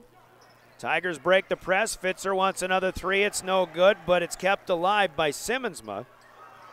Now his pass is taken away. Bennett Dean looking to win the race. Actually shot up no good. Keenholz up high for a rebound, but they're calling a foul over the top on Lincoln Keenholz. Lincoln came in skying for the rebound. First of all, credit to Simmonsma to deny the layup to Bennett Dean. I think Bennett might have overthought that situation just a little bit. Seemingly maybe indecision as to whether he wanted to pump fake and let the defender fly by or whether he should just go straight up with. Meanwhile, Keenholz will pick up his second personal. And this is number 7 for the Governors, so it'll be a 1-and-1 situation for Huron. 1:20 to play, second period. Pierre on top, 26-23. Claire Hay will take to the stripe for a free throw opportunity. Jack Merkwan will be allowed in. Keenholz out with that second personal. We'll see if he gets back in there. And boy, Lincoln Keenholz not happy at all. I think he thought he had a clean rebound and chance for a putback, but that didn't happen. Hay, first, the front end of the free throws here, no good, but a long rebound is pulled down again by Simmonsma. So Huron still with the possession. Simmonsma off to the left wing with it, finds Zaveski up top, and the lefty will pull the trigger for 3. That's no good. Matthew Hansen back in. He'll take the rebound. Governors to the far end of the floor as we play into the final minute of the first half. 26-23. Dean from Merkwan down to the left corner. Back up top on the dribble. And back down to the wing to Edmond. Finds Merkwan across the way. Quickly up to Hansen. 3-ball no good. And the rebound falls away to Jaron Schley. 30 seconds to play. Shot clock, a couple of, about 1 second difference. Reset with Simmonsma up on the top of the key. Huron can tie it into the break with a 3-pointer. Clock down to 15 seconds. Here is Fitzer. Denton Beck defending as he's back on the floor. Edmond goes for a steal to the baseline. Simmonsma kick out. Hay on the run. 10-footer too strong. Edmond with the rebound and up ahead, and Merkwan will run out of time after he makes the running bank shot, but the Governors will lead into the break as on the Gales Gas scoreboard it's Pierre 26 and Huron 23. Scoreboard from Gales Gas Service in Pierre. Halftime on the way from Leiden & Associates in Pierre. You're listening to Pierre Governor Basketball, your official voice of the Governors. River 92.7, DRGnews.com. We're back in 2 minutes for halftime. This is Governor Basketball. Since 1894, Ameriprise Financial has worked for their clients' futures, helping millions of Americans retire on their terms. I'm Rick Doctor, a financial advisor with Leiden & Associates, a private wealth advisory practice of Ameriprise Financial Services, Incorporated. I remain true to the vision of always putting clients first. I am ready to help you get where you want to be. Office is located in Northridge Plaza, Pierce, South Dakota. Ameriprise Financial Services, Incorporated, member FINRA and SIPC. Hi, this is Jackie Sire from Kathy's Sunshine Properties. I understand that buying and selling property is a big deal. Interest rates are low and this is a great time to buy. Feel free to contact me or our office for any of your real estate needs. Our team has years of experience. We will be honest, sincere, and we will act with integrity. You can contact me at 280-5505. Jackie Sire of Kathy's Sunshine Properties. Wagner Auto Company, South Dakota's oldest auto dealer in Pierre, is your transportation headquarters in central South Dakota with a great selection of new Buick, GMC, Chrysler, Dodge, Ram, and Jeep vehicles, and a large selection of quality pre-owned cars, trucks, and SUVs. View their entire inventory at WagnerAuto.com. Experience the Wagner Auto difference for yourself by letting them help you into your next set of wheels. Wagner Auto Company in Pierre. At American Family Insurance, we help protect what you've achieved so you can fearlessly go after your dreams. For auto, home, business, and life, contact us today. American Family Insurance. Insure carefully, dream fearlessly. American Family Insurance, Life Mutual, Standard of Ohio and Wisconsin Companies, 1000 American Parkway, Madison, Wisconsin, 53783.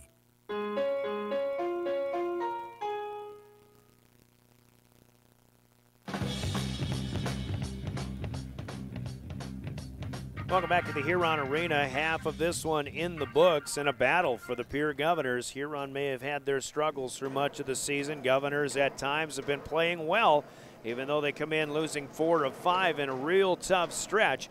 But really kind of thought the Governors would come in and play a little bit better scoring-wise, but the field goal percentage just really hasn't been there. Meanwhile, while the Governors struggle from outside the arc, Huron has hit 4 threes, and I think that's kind of kept Huron in this a little bit.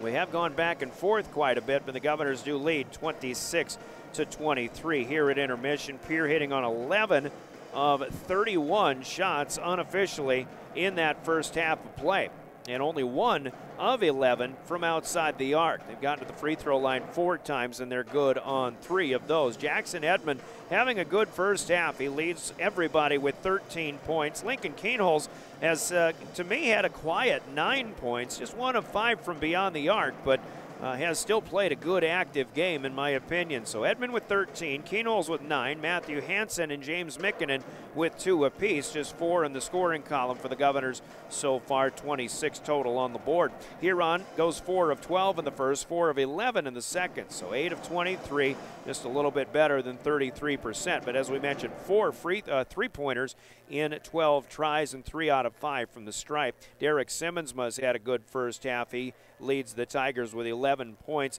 Tegan Fitzer with 2 threes has 6 points. Simmons has the other 2, by the way. Max Kranzler with 2, Rylan Zaveski with 2, and Isaiah Decker off the bench with 2 points as well. Huron with a 17-14 rebounding advantage unofficially, 4-3 on the offensive end. Jaron Schley for the Tigers with 4 rebounds to lead them. Jackson Edmond has 5 to lead Pierre. Both teams with 4 assists, as Pierre has had 4 different people dishing passes out that lead to baskets. Same for Huron. Huron with 6 turnovers in that first half, and here's what you like if you're the Governors: 0 turnovers through one half of basketball, but still just a 3-point lead. It's 26-23. Halftime is brought to you by Leiden & Associates, Ameriprise Financial in the Northridge Plaza in Pierre. And we'll take a 2-minute break, and halftime will continue as we present to you more Pierre Governor basketball on River 92.7, drgnews.com. For reliable, safe, efficient, and economical electrical work, call Ferding Electric. Ferding Electric staffs licensed, knowledgeable electricians to help you with all your electrical projects. New construction, rewires, or upgrades, residential or commercial, Ferding Electric knows how to get the job done right. Call Ferding Electric at 224-8684. Stop in at 2903 East Elizabeth, just off the truck bypass. See Ferding.com or find them on Facebook. Ferding Electric, licensed electricians, quality service, and dependable products since 1956. From the early days of South Dakota statehood through today's digital revolution, BankWest has remained committed to helping customers and communities succeed. BankWest Associates uphold this commitment by developing innovative products, tailoring financial solutions to customer needs, and actively supporting community causes. For a bank committed to helping you and your community prosper, choose BankWest. BankWest, convenient, connected, committed. Member FDIC. This Governor Sports Moment is brought to you by the independent insurance team at Fisher, Rounds & Associates in Pierre. Terry Becker already had achieved success as a boys basketball coach, leading Del Rapids St. Mary to the 2004 Class B championship. Then he kept that success going after coming to Pierre. Under Becker, the Governors made 10 state tournaments in his first 13 seasons in the capital city, including a AA state championship in 2013 and a runner-up finish in 2006. Terry Becker, one of Pierre's finest. This Governor Sports Moment brought to you by Fisher, Rounds & Associates in Pierre. May Adam Law Firm of Pierre offers superior legal representation. Client can be assured their legal matter will be handled with expertise and the utmost professionalism. May Adam Law Firm's skilled South Dakota lawyers can take care of your family law, estate planning, real estate law, or personal injury. May Adam Law Firm is able to help you plan and prepare to make matters easy now and into the future, too. Call 224-8803. May Adam Law Firm of Pierre, since 1881.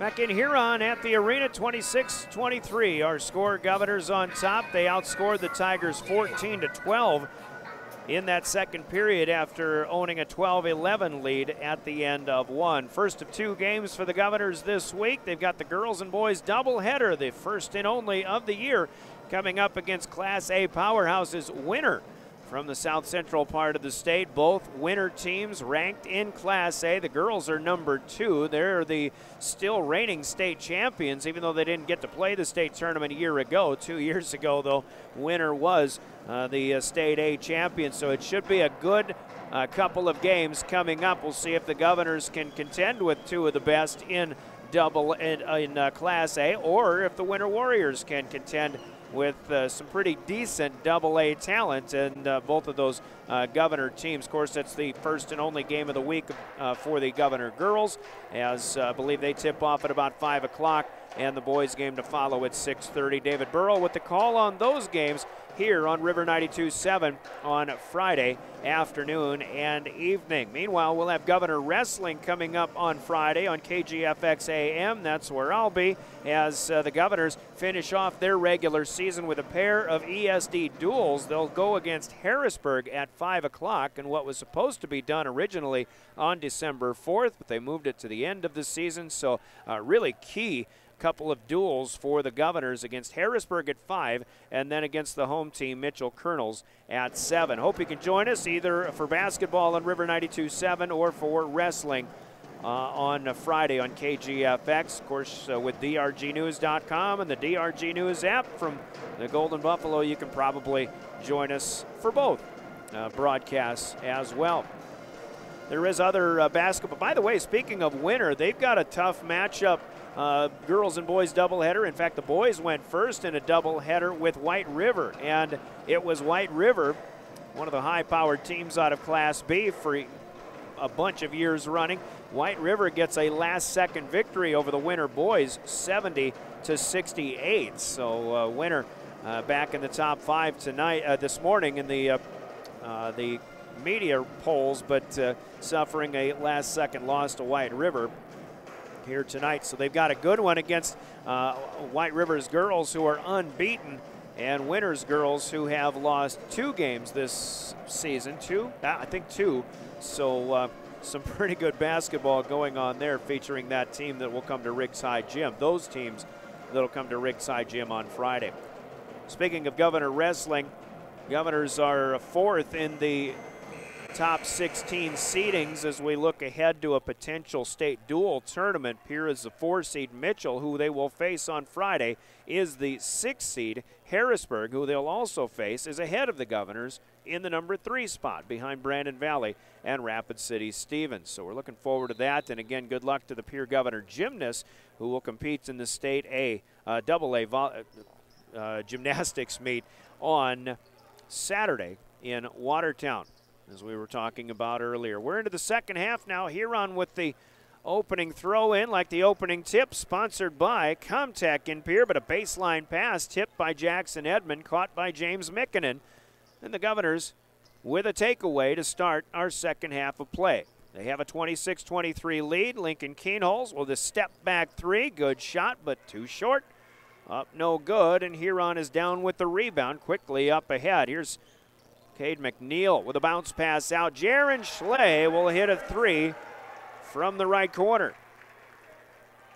Schley from McNeil, and just like that, Huron gets the first basket of the second half, and we are tied at 26-26. Governors on the floor with the starting 5. Edmond, Keenholz, who's got it now, back to Edmond, along with Mikkonen, Lundy, and Dean. And Mikkonen backing in on the post move, but he will be forced away and fouled by Cade McNeil.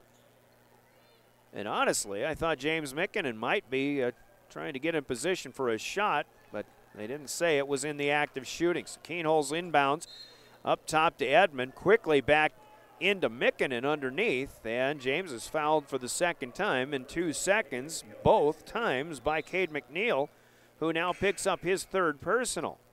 So McNeil will have to make an early exit here in the 3rd period. Tegan Fitzer is in. 6:55 to go, 3rd quarter.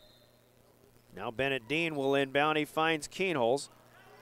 Screen and roll. Edmond wanted to go up high. Simmonsma tried to block him, but he fouls him instead. Edmond was looking for that long-armed reach. Maybe wanted to throw one down. Nice play out of the inbound on that screen and roll, but Derek Simmonsma, who's made some good defensive plays in this game, almost made another one, but he gets Edmond with just a piece, and that's his second personal. Edmond at the free throw line, however, misses the first of two. 6:51 to go. Just underway in the third period. Pierre trying to get back on top, and Edmond has that second one down. His 14th point of the evening, 27-26. Governors trapping defense. Touchy pass, but Max Kranzler, as he does on the football field, with a nice reception, and now he'll be fouled before the midcourt stripe. And Bennett Dean picking up his first personal, and the first for the Governors in the second half. Claire Hay will inbound. Tegan Fitzer, who's in for the starter, Cade McNeil, Derek Simmonsma, Jaron Schley, and Max Kranzler, the starter, the 5 on the floor for the Tigers. And Kranzler comes right into James Mikkonen's kitchen, but Mikkonen does not stay vertical, and he's called for the foul. Kranzler will go to the free throw line. Kranzler challenging both Mikkonen and Edmond, who was there defensively as well, but we've seen Edmond stay straight up several times very well this season, but I don't know that he did on that one. And here's Kranzler at the stripe. He's got both of 2 free throws, and Huron has the lead. 28-27. Keenholz on the move, draws the attention, dumps it off, and James Mikkonen is up and in for 2 from close range. There's the Keenholz effect that gives the Governors the lead back, and now a tip and another takeaway here for Jackson Edmond. Up ahead, Keenholz initiates the contact, shot up no good on the layup. Houston Lundy had it, but loses it to Tegan Fitzer on the rebound. Tigers the other way. Schley wants another 3. This one rattles halfway down, but comes back out to Lundy. Up ahead, Mikkonen, one-on-one, and an offensive foul's going to be called. And I'm telling you, folks, Jaron Schley was falling back. He sold that one very well. Terry Becker, I think, saw the same thing. Mikkonen will get the offensive here. That'll be his third personal. Play happened right down below us, and I think I need to put that live video back down a little lower, but I think Huron may have gotten a break on that one. Turnover, that's the first turnover of the night for the Governors, but Huron will give it back with a travel. 5:43 to play here, third quarter. Play picking up a little bit, kind of starting to see the rivalry in these two teams coming out now. Then a tight one all the way through. Governors scored the first 6 of the game. Huron on a couple of 3 balls scored the next 6, and nobody's led by 4 or by more than 4 since. Keenholz around the perimeter, finds Bennett Dean. Picks up the dribble, finds Lincoln Keenholz back again. Lob in. Mikkonen on the over pursuit by Fitzer, who went for the steal, is able to put that one up and in for 2. Good pass and a good finish. 31-28, Governors by 3. Simmonsma takes the pass across the timeline. Leaves it with Schley. Now back to Simmonsma, but he fumbles the pass. Picked up by Bennett Dean. He'll push it up ahead. Keenholz going for the jam, but he won't get it. Schley will foul him. Lincoln to the free throw line, will shoot for 2. They call him Schley. I've been saying Schley all night long, so we'll apologize for that. We'll try to oblige to Jaron Schley the rest of the evening. Second personal for him. 4th for the Tigers. Keenholz to shoot 2, but the first one at the stripe, no good. Lincoln stuck on 9 points. No points since halftime yet. Rylan Zaveski was in. Tegan Fitzer checking out with him. Isaiah Decker is in. Claire Hay back on as well. Keenholz free throw, the second one rattles home, and he's in double digits. Pierre now with 4 in a row, 5 in a row in fact. It's 32-28. Tigers will break the press, heading the other direction. Home white with orange numbers, black trim. Near court to far. Here's a knock away off of the hand of Edmond, and Jackson didn't think that was how that happened, but Tigers will inbound out toward the corner on the left side. Hay with a bouncer in to Kranzler. He gets it back in the corner, and the Governors continue to trap at a pick of the pocket by Jackson Edmond. Governors up ahead. Keenel slows it up, pulls up for three, and can't get another three to go. 1 out of 7 for Lincoln Keenels, another one halfway down and out, and the Tigers up the floor will take a timeout here with 4:32 to play. Third quarter, 32-28. The Govs lead by 4, and we're back in 30 seconds. Timeouts are brought to you by Coca-Cola Bottling of Pierre, and this is Governor Basketball.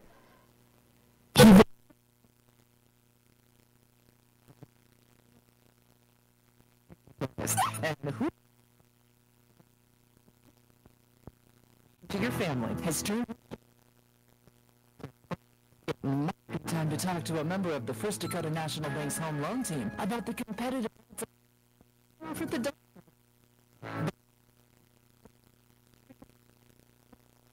so much. Remember FDIC.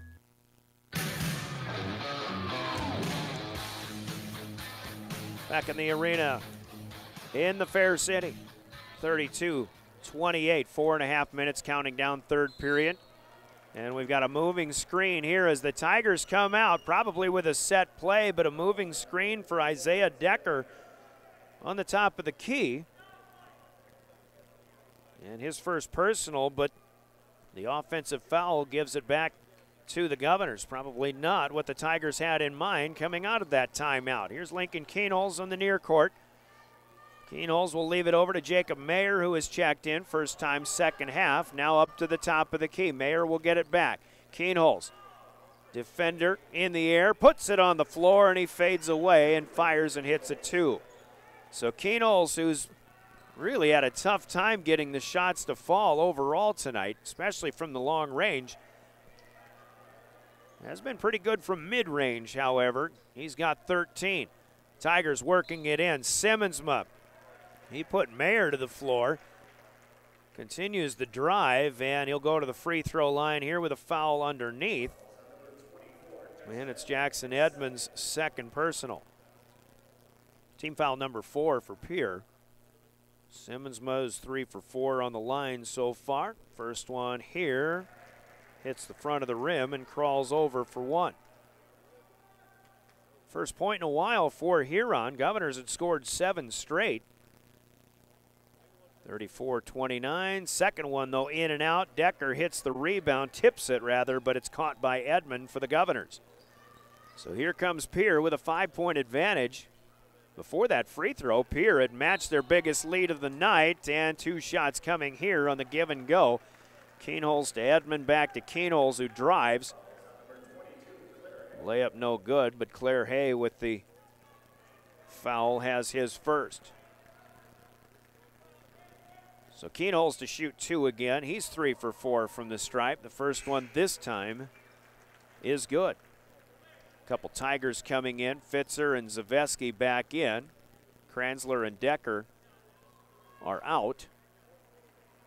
3:37 left here in the third to lead back to 6 for the Governors with another one pending from Lincoln Keenholz. A couple of other games going on Central South Dakota. DRG Media Group station. Second free throw good for Keenholz. Governors take their biggest lead at 36-29. Past the halfway point here of quarter number 3. Press broken. Zaveski at half court takes it to the top of the key. Just going to mention Stanley County girls playing Miller on KGFX AM. We've got a double header with Highmore Herald hosting Hitchcock Tulare on KPLO 94.5 FM. 3:15 now to go in the third. Tiger possession down to 10 seconds left. Hay underneath penetration. The kick out. 3-ball no good to Mikkonen. Long outlet. Keenholz two-handers no good, but he got fouled. Lincoln went up with one hand, and Terry Becker's asking for an intentional here. I think Tegan Fitzer got back. It was a good effort by Fitzer.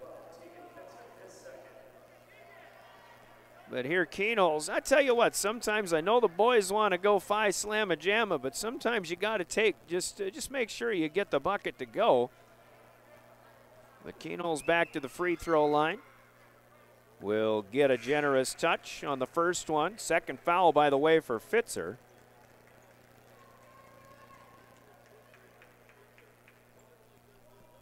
Keenholz with one down, one to go. He just took over the team scoring lead from Jackson Edmond. 15 now.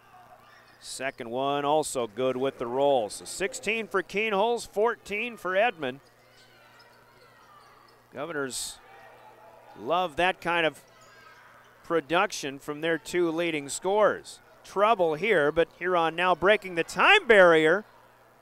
And they say no backcourt violation. Fitzer will pull up for two from 15 on the baseline. No good. Matthew Hansen with the rebound, and the Governors heading back this way. Pull up three. Keenholz, bingo!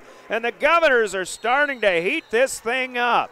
And Lincoln Keenholz in particular, up to 19. The Governors suddenly have a double-digit advantage, 41-29 with 2:37 to play in the third. We'll take a 60-second Coca-Cola break, and we're back with more Pierre Governor basketball. Smart grocery shopping takes a little bit of TLC. Lynn's Dakota Mart in Pierre is thrifty, local, and convenient. Do your grocery shopping upstairs. Spacious aisles filled with savings. Shop sporting goods in the lower level. Apparel and footwear for the entire family with brand names like Columbia, Outdoor Research, and Adidas. Hunting and fishing gear, bait and equipment, and guns. Stop by Dakota Mart Gas and save up to 20 cents per gallon every day. Thrifty, local, convenient. Lynn's Dakota Mart in Pierre, your hometown neighborhood market. Attention all sports fans, get ready to show off your Pierre Gov spirit. Hi, this is Amy Parsons with American Bank and Trust in Pierre. Contact me to get your Governor's Spirit card today.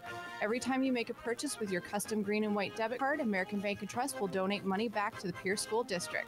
Spirit card funds have helped purchase items such as a climbing rock wall, transit bus passes, and wobble seats. American Bank and Trust, proud supporter of the Pierre Governors and member FDIC.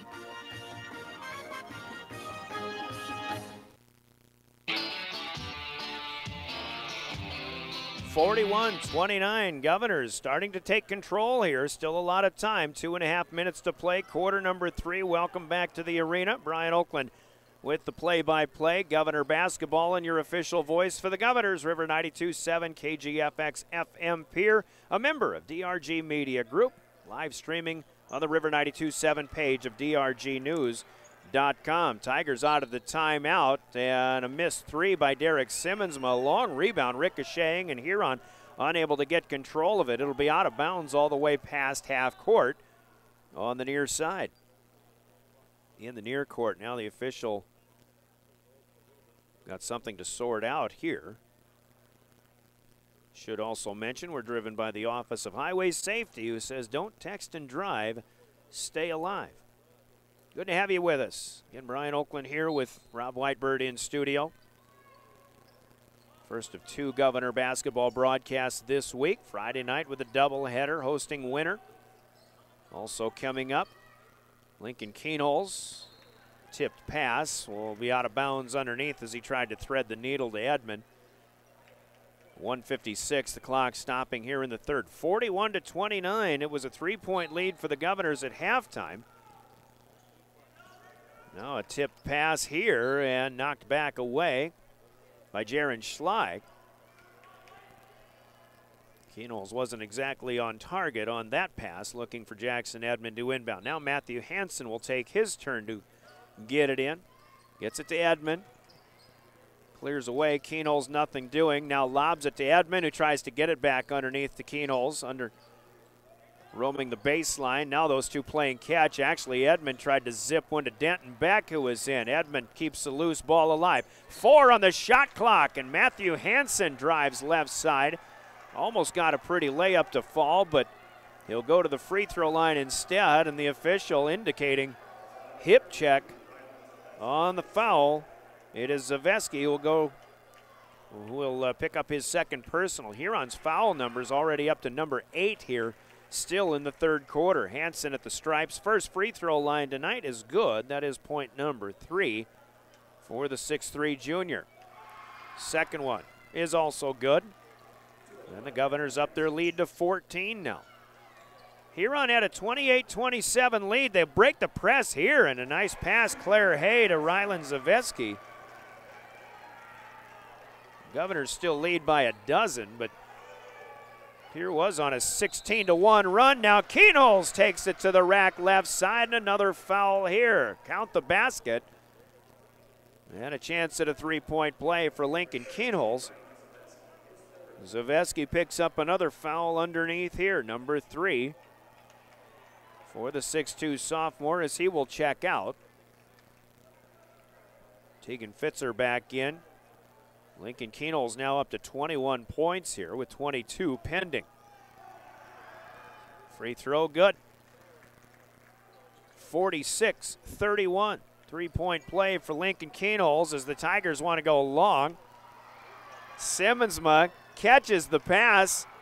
Tip on the miss, though, on the layup as Edmond tried to defend. Bodies on the floor now. Hay with the loose ball pickup. He'll try a 3, and that's no good. The Huron crowd wanting to explode. They didn't get the opportunity. Coast to coast, meanwhile, for Edmond. That's no good on the layup attempt. It's out to Fitzer. Stop. Give it to Max Kranzler. Here comes Simmonsma, baseline, trying to keep it away. Tough play. Jacob Mayer providing some defensive presence, but Derek Simmonsma with a double pump has his first field goal of the second half and 14 points, 46-33. Keenholz answers. Free throw line J is up and good. Lincoln Keenholz has 12 points in, let's make that 15 points in the third quarter alone. 24 in the ball game. It's a 15-point Governor lead, 48-33. Tigers back on the other end with it. Kranzler in front of the Tiger bench. Goes across the way to the left. Fitzer down to Schley for 3. In the corner, no good. Fitzer with the offensive rebound. Fakes left, hooks right, and a nice putback up and in for Tegan Fitzer. Governors quickly up the floor as they try to beat the buzzer. Unable to do so, but a brilliant third quarter of play for Lincoln Keenholz and the Pierre Governors, who will take a 13-point lead to the fourth. Gales Gas scoreboard, it's Pierre 48. Huron 35, the scoreboard from Gales Gas Service in Pierre. You're listening to Pierre Governor Sports and your official voice of the Governors, River 92.7 and DRG Media Group stations, brought to you in part by your Pierre Sports marketing partners, including the Pierre Area Chamber of Commerce, Pierre Dental Clinic, Olinger Law Firm, Pitts Design and Build, Rinky Gray Wealth Management, Stulkin Peterson, Lingo, Walti Jones LLP, WR Restaurant and Red Rosa, Gateway Ford, Lincoln Toyota, First Dakota National Bank, Delta Dental, the Dairy Queen, Comtech, and the South Dakota National Guard, your Pierre Sports marketing partners. 30 seconds, we go to the fourth next. The Governors up by 13 on River 92.7 and DRGnews.com. Taking care, touching lives. Adventera Pierre has an opportunity for one full-time LPN or RN. Be a part of a family-oriented team environment with an aggressive pay plan and excellent benefits package available. Adventera Pierre is a new company under new ownership in Pierre. Apply today at Adventera Pierre, 950 East Park Street, or call 224-8628 for more information. Apply online at legacyhc.com or Indeed. Adventera Pierre is an equal opportunity employer. Governor basketball to start the fourth quarter. Pierre led 26-23 at the half. They outscore the Tigers 22-12 in quarter number 3. Down at one point, 28-27. We mentioned a 16-1 run to really open things up. They've led by as many as 15, but now by 13. Bennett Dean wants a 3. First shot of the quarter, no good. In and out. Pulled down by Tegan Fitzer of the Tigers as they head back the other way. Three-pointer for Fitzer from Simmonsma, off the mark, no good. Hansen down in front with the rebound. 48-35, Jack Merkwan, the sophomore, starting the fourth period for the Govs. Leaves it with Hansen, now Houston Lundy in there along with James Mickinen and Bennett Dean. So Jackson Edmond and Lincoln Keenholz both not on the floor right now. Merkwan takes his first shot of the night, up no good. Another rebound for Tegan Fitzer, now a save. Nicely done by Max Kranzler. Back to Cade McNeil, but his pass is stolen by Merkwan. Here come the Governors. Merkwan 1-on-2, awkward shot. It's up no good, and Simmonsma comes down hard defensively for the Tigers. Jaron Schley and company back the other way. Schley on the floater, up no good. Lundy will take the rebound here for Pierre. Not the best looking shot attempts for either team so far here in the first minute and a half of the fourth quarter. Still 48-35 Governors. They're trying to break a two-game skid. Huron comes in having lost 7 unanswered. Hansen's 3 off the mark, no good. Rebound down to Cade McNeil. Penetrates into the lane, he kicks it out. Kranzler. 3 ball here, no good. Bennett Dean with the rebound. Kranzler hasn't been shooting a whole heck of a lot tonight. Hansen pull up from the left elbow, no good. Lundy underneath, tries to scoop with the left hand, didn't get back in position and ends up hitting the deck. And the Tigers will head the other way. Now Simmonsma tries a left-handed reverse, that's no good. Neither team able to buy a bucket now, 2.5 minutes in to the fourth quarter. Not quite, 2:20 into the quarter, 5:40 to go. Here's Merkwan. Out to Hansen, Dean, Merkwan again right side. Hansen back out to Lundy now. Governors playing a little more patiently here. Lundy puts it on the floor. Nowhere to go to the baseline. Now Merkwan splits defenders, and the layup left side is good. Jack Merkwan breaks the barrier, or the seal on the scoring here. Fourth quarter, now a steal for Matthew Hansen, and he'll go up strong and hit the layup, and a foul. Was it called, or do we have a timeout?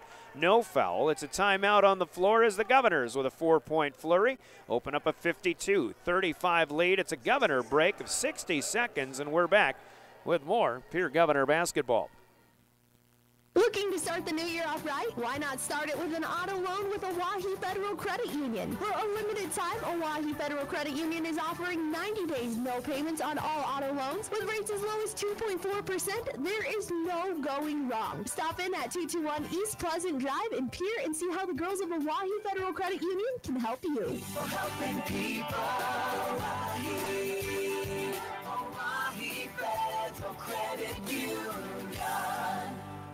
Beck Motor Company is your Valentine's Day headquarters. Our pro shop is full of fresh new mugs, caps, hats, scarves, knives, portable chargers, duffel bags, blankets, and more. Accessories like mud flaps, running boards, chrome door handles. Tires are buy 3, get 1 free. Too many to choose from? Gift certificates available in any amount. 224-5912. Beck Motor Company. This Valentine's Day. Every day, we're making a great deal better.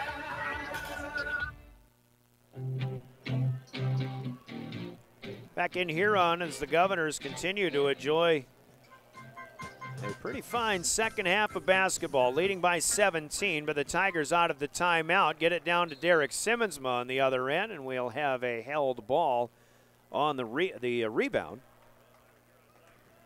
No, it's got to be a foul. The arrow pointed to Huron, but it looks like Jackson Edmond with the rebound off the miss, and he'll come this way to shoot free throws.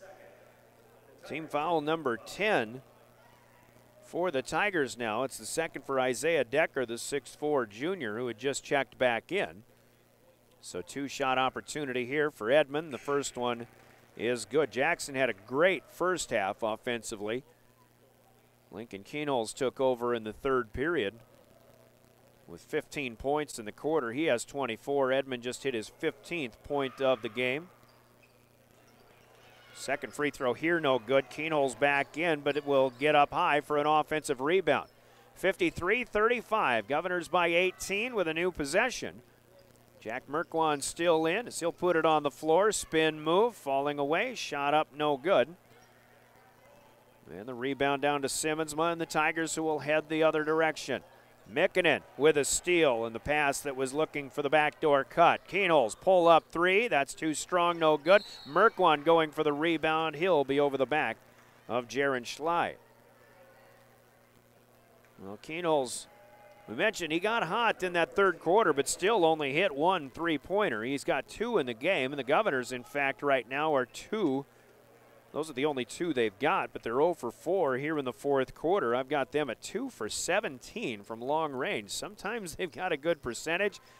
This is the third game I can think of this season so far where the percentage is not very good at all. Just one or two out of well up into double figures.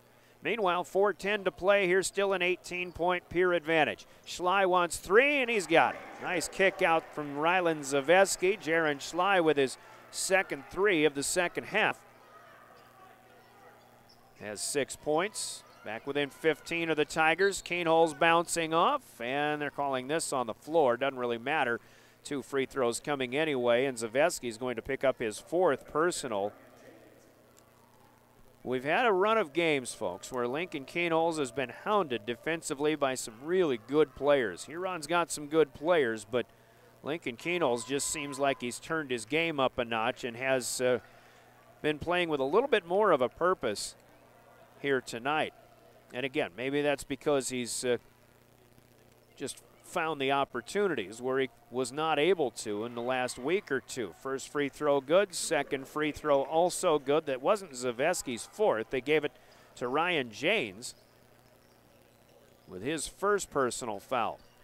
55-38. Keenholz with 26 now on the night. Fitzer eyes a three and he hits it. Tegan Fitzer's 3rd three of the night. Tell you what, the Tigers are shooting threes pretty well so far this evening. 55-41 though. Keenholz looking for the answer. Not this time. Underneath, Merkwan comes up with a takeaway of the rebound. We'll give him the offensive board. He's got the reverse on the putback. Jack with 4 off the bench. It's 57-31. 3:10 to play. Miscommunication on the Tigers, and a pass is out of bounds. Here we'll get it back as Claire Hay will check in for Janes. 16-point Governor lead. 3:09 left to play. Pierre looks like they're in good position to pick up win number 6 on the season. And as Keenholz tried to force one into Edmond, it's no good. Taken away by Schley, but then he loses it on a dribble off of his foot. Then picked up by Mikkonen, tried to feed Edmond down the lane, but Jackson off the mark, no good. Up ahead, the Tigers with it. Here's Hay to Zaveski. Schley wants another three. Boy, that's 3 in a row from long range, 2 of which come from Jaron Schley. 57-44, 2.5 to go. Merkwan, and he'll go over the top of Zaveski this time, and an offensive foul called. This time, Huron wasn't trying to sell it so much. I think Zaveski stood his ground. And Merkwan, a little too aggressive here. That's his 2nd personal foul. Jack checking out now. Hansen back in. Starting 5 of the Governors minus Houston Lundy plus Matthew Hansen as they have a 13-point lead here. Fitzer wants another 3. Won't get this one, but it's a battle for the rebound. Zaveski takes it away from Hansen, puts it up and in for 2, and is fouled. Governors with a seemingly comfortable lead a little while ago. Not so much anymore as Zaveski, fouled by James Mikkonen, has a chance at a 3-point play. Free throw is good, and Huron suddenly back within 10. Zaveski's first free throw attempt of the night. He has 7 points. It's 57-47. Now a timeout going to be taken here by Terry Becker and the Governors. Timeout's brought to you by Coca-Cola Bottling with 2:11 to play. Pierre 57, Tigers 47. Back in 60 seconds. This is Governor basketball. Top of the morning, TMA. This John may help you. At TMA, top-notch service begins the moment you call for an appointment. John at TMA believes in customer service and quality work. When you need tires repaired or replaced, TMA is the place to go. Just remember, if it's round, rubber, and rolls, it's at TMA. You can count on TMA for all of your automotive needs, from tires to mufflers to all automotive repairs. Call TMA at 224-6167, and your service begins with... Top of the morning, TMA. This John may help you. Have you looked at your retirement accounts lately and wondered, what are my expenses? Why do I have have these holdings? At Renke Gray Wealth Management, our team of advisors will provide an in-depth look at your portfolio and open the doors to these questions. There's no better time than now to review your financial future. Call me, Scott and I, or visit RenkeGray.com, and let's get on track today. Securities offered through LPL Financial, member FINRA SIPC. Investment advice offered through GWM Advisors, a registered investment advisor. GWM and Renke Gray Wealth Management are separate entities from LPL Financial.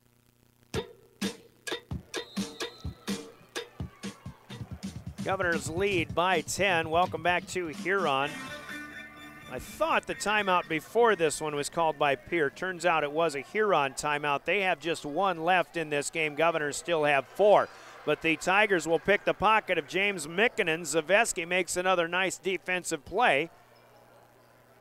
And Huron, again, was trailing by, I can't quite remember, 16, but now Claire Hay on the left side will drive and score his first basket of the game. Just a reaching layup with a right hand on the left side.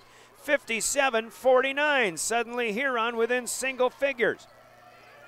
Hansen across to Jackson Edmond now. Dean to Keenholz. Tigers stiffening the defense. Over pursuit, though. Pierre might have had an opportunity. Keenholz is alone. Wants 3. No good. Left side. Rebound is down to Zaveski. And it's 57-49, but Huron mishandles a pass on the sideline in front of their bench. And this one will be out of bounds. It'll give it back to the Governors. 1:11 to go. Tigers will press. In fact, they will foul in the backcourt as Bennett Dean takes the inbound and Jaron Schley wraps him up. Third personal for Schley. And again, double bonus for the Governors. Pierre has 7 fouls as a team themselves, so Huron gets a 1-and-1 bonus if they get fouled. On the floor, Bennett Dean, with no scoring as yet in this game, gets 2 opportunities from the stripe, and a big one there as he gets the first one to go. 0 for 5 on the floor, but gets the first free throw. Second one for Dean is also good. 59-49, the Governor lead back to 10. Pierre looking to trap in the backcourt with the pressure that's been ever present all game long. Hay across the timeline, picks it up, finds Fitzer, now to the baseline, to Simmonsman in the corner, out to Schley for 3, and they got another one. Timeout to John Scouten and the Tigers. It'll be their last one, but Jaron Schley red hot here in the fourth quarter. 59-52. Let's take a 30-second break. The Governors lead by 7. Coca-Cola timeout in Governor basketball. You have a lot of expenses to juggle as a business owner. Worrying about health insurance for your employees shouldn't be one. Avera Health Plans could save your business up to 30% on health insurance costs without compromising your employees' benefits. You get access to a large network of providers and specialists, as well as 24/7 virtual provider visits with Avera Now. Now that's a deal. We make getting a quote and switching employer plans easy. Call your agent or get a quote at averahealthplans.com/save. Well, the Huron Tigers finding some life here on their home court. 7 games lost in a row, 3 of them frustratingly out in the Black Hills over the weekend. But they're not going away quietly here at all. 50 seconds to play, 51.6 to be exact, as Bennett Dean will be fouled in the backcourt for the second time. It'll be up to the Governors to make free throws to try to ice this victory, especially if Huron is going to keep going down the court and hitting three-pointers. They've got 4 of them here in this fourth quarter. 5 in the second half, 9 in the game overall. Dean at the stripe. This one in and out and back in again. Will earn another. This foul goes to Tegan Fitzer, his third. 60-52. Governors by 8. Bennett Dean's second free throw this time is also good. 4 for 4 from Dean so far from the stripe. Here's Simmonsma, loses his dribble, tries to save it, and it's out of bounds, and Derek Simmonsma not feeling too good about that turn of events with 43 seconds to go. And again, Huron just called their final timeout as we've got 40 seconds to play. Inbound to Dean once again. A 9-point Pierre advantage. Press is broken. Up ahead, Mikkonen from Edmond is good. Mikkonen was all alone. Jackson Edmond found him. James has 8. It's 63-52. Fitzer will float one up. No good. Edmond with the rebound, and that will probably do it. Huron with a heck of a come-from-behind effort here. Down by 16 or 17. Got back within 8. But now Bennett Dean will go to the free throw line one more time as Simisma picks up his third personal. Just 18 seconds to play now. And an 11-point lead looking to be grown by Bennett Dean, but he'll miss his first in 5 tries here in the fourth quarter. First one no good. Second one as he toes the line. Crouches, fires, and hits. 5 out of 6 for the senior Bennett Dean. 64-52. Governors will improve to 6-9. Huron will fall to 2-13. Second win in conference for the Governors this season as well. Rylan Zaveski loses his footing, tries to get one up, and it's underneath and out of bounds. I think I hear some Huron fans wanting a foul from this end of the floor, but that just looked like Zaveski lost his footing and hit it on the underside, as Huron will no longer foul, and there's your final horn off of the inbound. Good second half for the Pierre Governors.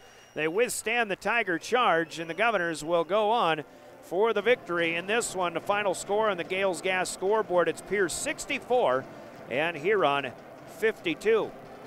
Scoreboard brought to you by Gales Gas Service. In Pierre, use their budget plan and keep full service, and you'll stay warm all season long with Gales Gas of Pierre. We take a break of 2 minutes. Our MDU postgame from Montana Dakota Utilities coming up next. We'll have a conversation with the victorious head coach Terry Becker. All that and more with big plays and your player of the game also to announce in the MDU postgame, which begins in 2 minutes. This is Pierre Governor Basketball and your official voice to the Governors, River 92.7. We're live streaming through the River 92.7 page of drgnews.com. ADQ fans, the chicken strip basket is the ultimate dream team. It's loaded with crispy all-white meat chicken strips, golden fries, Texas toast, and your choice of dipping sauce, including everyone's favorite house-made Hidden Valley Ranch. This creamy ranch and chicken dream team is waiting, so stop in and make your delicious dreams a reality today. Only at your DQ. Happy tastes good. Gateway Ford Lincoln Toyota is giving you 250 reasons to shop local. When you buy your next vehicle at Gateway, you get 250 Pure Pride dollars. Use it towards your purchase. Combine it with your tax return to get the ride you want. Or spend it at your favorite business in Pierre. 250 Pure Pride dollars when you buy or lease in February at Gateway Ford Lincoln Toyota. 518 East 2 Avenue in Pierre. Call 605-224-7378 and visit gatewayflt.com. Nobody, and I mean nobody, beats a Gateway deal. Minimum purchase $5,000. Some exclusions apply. See dealer for details. There's an app for everything, including high school sports from the stations of DRG Media Group. Download the DRG News app, brought to you by the Golden Buffalo Casino, from the App Store or Google Play. It only takes a moment, so you'll have it to replay this game. See live and archived video of all games. And when you select your favorite station during the live stream, the video will immediately pop up. See Central South Dakota high school sports on your phone or mobile device with the DRG News app, brought to you by the Golden Buffalo Casino. Download it now at the App Store or Google Play. Hey, new guy. Shovel, right? Yeah, Rake, and I'm not exactly new. I've seen some action. Yeah, what's your story? Hey, my last gig, I nearly got electrocuted, almost drowned. That guy never called 811 to see if it was safe to dig. Our guy calls every time he digs. It's quick and easy. Any tool can do it. Calling 811 gets your underground utility lines marked for free. Hey, safe digging is no accident. Always call 811 before you dig. This message brought to you by Montana Dakota Utilities, in the community to serve.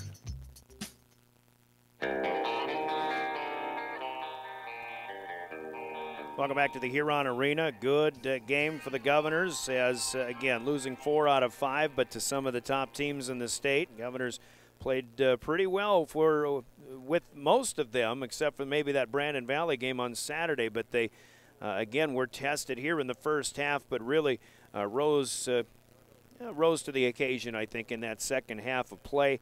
And Pierre comes out with a 12-point win over the Huron Tigers. And again, if Huron's not hitting threes, or maybe if the Governors are hitting threes in this game, this one would have been a little more wide open. But Pierre still with a solid victory over the Tigers. And I think a team that the Governors knew that they should be coming in here and beating.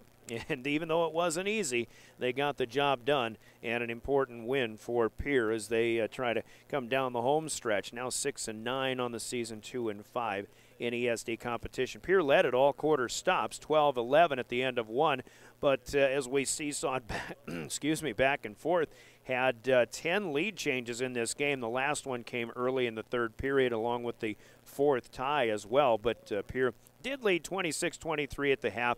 Huron led 28-27 early in the third quarter as they scored a 5-1 run to start the third period. But then the Governors suddenly go on a 16-1 run, and before we knew it, we looked up and it was 43-29, and Pierre never looked back. They expanded the lead a little bit, but no, they never looked back, although they did kind of have to look over their shoulder a little bit as those Huron Tigers hit a three at the end of the third period. They hit 4 threes in the fourth. And, Jaron Schley and Tegan Fitz are shooting very well tonight. Almost brought Huron back from the depths in this one to steal a victory. But the Governors, with some good free throw shooting in the second half, fourth quarter in particular, were able to ice the ball game. They were outscored 17-16 in the fourth, but they win at 64-52. Shooting-wise, and they've given us official stats here, so we'll take a look at those. I've actually got 21 of 54 for the Governors on the game. They've got 21 of 53. We'll take that. They do have Pierre hitting 3 of 20 three-pointers. I actually have Keenholz hitting just 2 three-pointers out of 19 tries, but Lincoln does lead the way with 26 points. The Governors from the free throw line, 19 out of 25. That is a job well done from the stripe. And again, Keenholz leading the way with 26 points. Jackson Edmond, who had 13 points in a hotly contested first half of play. Certainly a good ball game. Didn't need the points so much in that second half. He only gets a couple of free throws. Finishes with 15, but a solid game. He'll get a double-double with 10 rebounds as well for Jackson Edmond. Matthew Hansen, let's go with James Mickinen underneath, 8 points. Hansen will check in with 6. Bennett Dean with 5, and Jack Merkwan with 4 points to the Governors, tallying 64 in the ball game. Huron with 18 out of 48 on the floor tonight, but 9 of 25 good efforts from outside the arc. 9 threes compared to just 2 or 3 hit by the Governors tonight. Huron, though, outscored 19-7 at the free throw line as they hit 7 of 10 this night. And they'll get 2 players in double figures with Derek Simmonsma tallying 14. Tegan Fitzer with 11, hitting 3 threes. Actually, we've got to give they actually only have Jaron Schley with 3 threes. I've got him with 4, and I've got him with 12 points. So a good game for Schley scoring-wise in that second half. Then they've got 7 for Max Kranzler. I guess they gave one of the threes to Kranzler that I had for Schley. That might have been the case. But we'll go with Kranzler with 7. Also 7 points off the bench for Ryland Zaveski. And the Tigers get 2 points from Claire Hay and 2 off the bench from Isaiah Decker. 64-52, our final. We've got more stats coming up, but let's get head coach Terry Becker geared up, and we will take this. Well, I tell you what, let's give you the stats, and then we'll turn up the mic on Coach Becker with the win here this evening. The Governors rebounding, 31 rebounds, 7 of them on the offensive side. Huron 34 rebounds, 3 better, and then 8 on the offensive end. Jackson Edmond with 10 rebounds to lead the way for Pierre, and a 6 rebound night for Tegan Fitzer to lead the way. A lot of those hustle rebounds as well. 10 assists for Huron. I've actually got Pierre at 8, and turnovers 17 for the Tigers. They've got Pierre with 5. I've got Pierre with 4. That's a pretty good night of keeping the basketball and not giving away possessions as well. Let's start there. Coach Terry Becker, whose team scratches out a 64-52 win, but turnovers tonight a job well done and a clean game, even though Huron made you sweat a little bit in that fourth Right. quarter. Yeah, well, I thought they kept playing hard. We built a good lead in the fourth quarter, and they could have folded up the tent, but I thought they kept after us and made it kind of interesting at the end, but that was also a good experience for us, learning how to hold on to a lead and finish a game. Bennett hit some good free throws for us, down the stretch, so that was nice. And, we did take care of the ball well. Maybe we took a few quick shots down the stretch that we wanted to, maybe want to hold on to a little bit longer and see if we can drain the clock, but only having 4 or 5 turnovers, you can't complain about that. You've got to have the free throws if you're going to hold off teams that are fast charging like that. Bennett, Lincoln had a great free throw shooting night, and obviously we haven't talked a lot about free throws this year, but it's fundamental, and you kind of got a good fundamental win here tonight. Yeah, we did. And early in the season we were not shooting free throws that well at all. That was kind of our bugaboo. I thought, the first 3-4 games we maybe could have had a couple more wins if we would have just shot over 50%, So, it's nice to see us come to the line with some confidence and knock a few of those down. I think Bennett's pretty comfortable going up there and knocking those shots down. And, we know Lincoln, is a good shooter, so he feels good about stepping up there with confidence. So, the big thing was we wanted to stress, what we wanted to emphasize tonight was our defensive energy. And I thought, you mentioned 17 turnovers.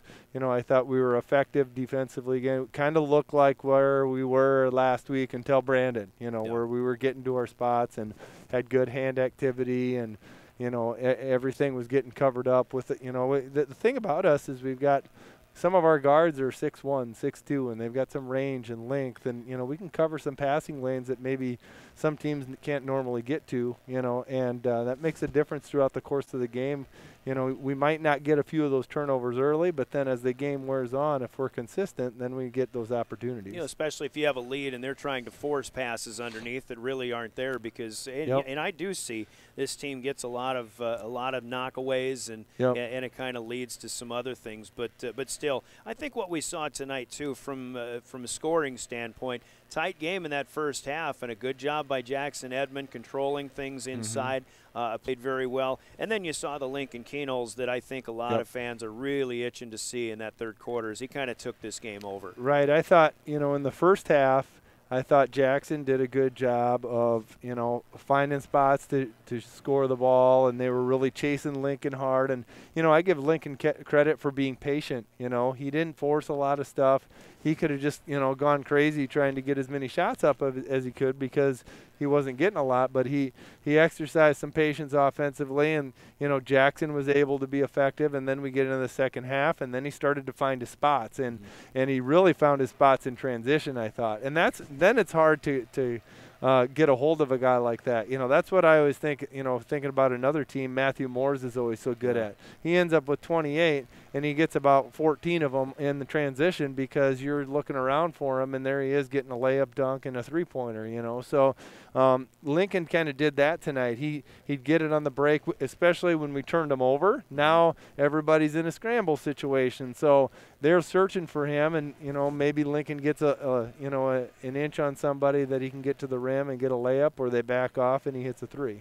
And I think those guys, Lincoln and Jackson in particular, I know they want to throw down all the time, but sometimes you almost have to stay under control. And and the other thing too, as good of a win as this was, I did mention, if Huron's not hitting threes, or if you guys are hitting at a better clip, which we normally see, although you've had a few ball games where the three-pointers just aren't falling. And there's another thing about Lincoln not being frustrated with the shots that aren't falling and staying patient too. He can miss a few early, and it doesn't affect him. He's going to keep shooting, and then what we've been working on is can you get to the rim a few times and kind of get your flow going that way, and And as long as we're finding that balance with what we need with inside and outside, James had an effective night. I thought he had some spots where we were able to get him the ball a few times, and then everybody else kind of finding their way through things. Then we're gonna,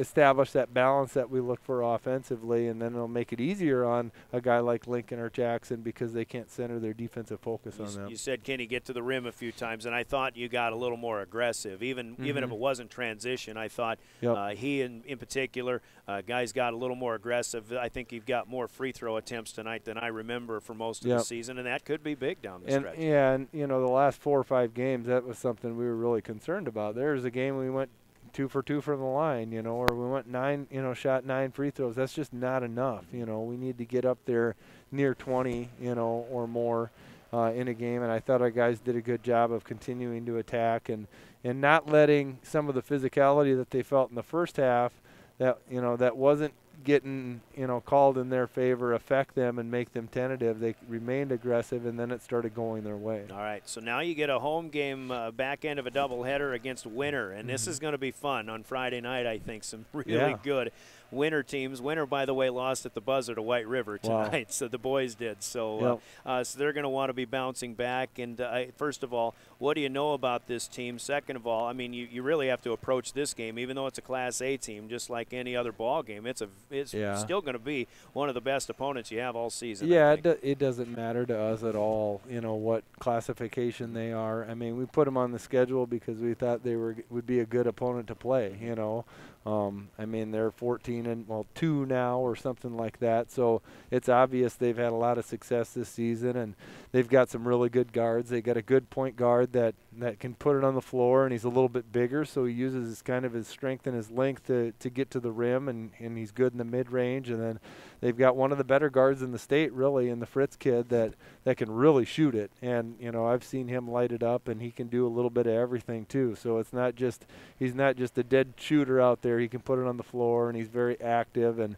finds a lot of ways to score. So, we're going to have to chase a couple guards around that are pretty good, and then, everybody else really complements them well, So there's a reason why they won a lot of ball games. They're pretty solid, and they do a lot of things very well. So we know that we're going to have our work cut out for us on Friday. They're a fast offense too, so with the speed that they've got. So looking forward to that, Coach. Good win, getting back into that feel, hopefully, and we'll wish you the best of luck on Friday night. All right, thanks. Terry Becker, the head coach, and the Governors defeating Huron tonight in our MDU postgame. 64-52, the final in this one. We've got, again, players of the game, but also your big plays of the game to talk about. We'll start with the big plays, which come to us courtesy of Hermanson Endodontics in Pierre, as we'll take a quick break, hear from them, and we're back with the big plays in this 64-52 victory for the Governors tonight.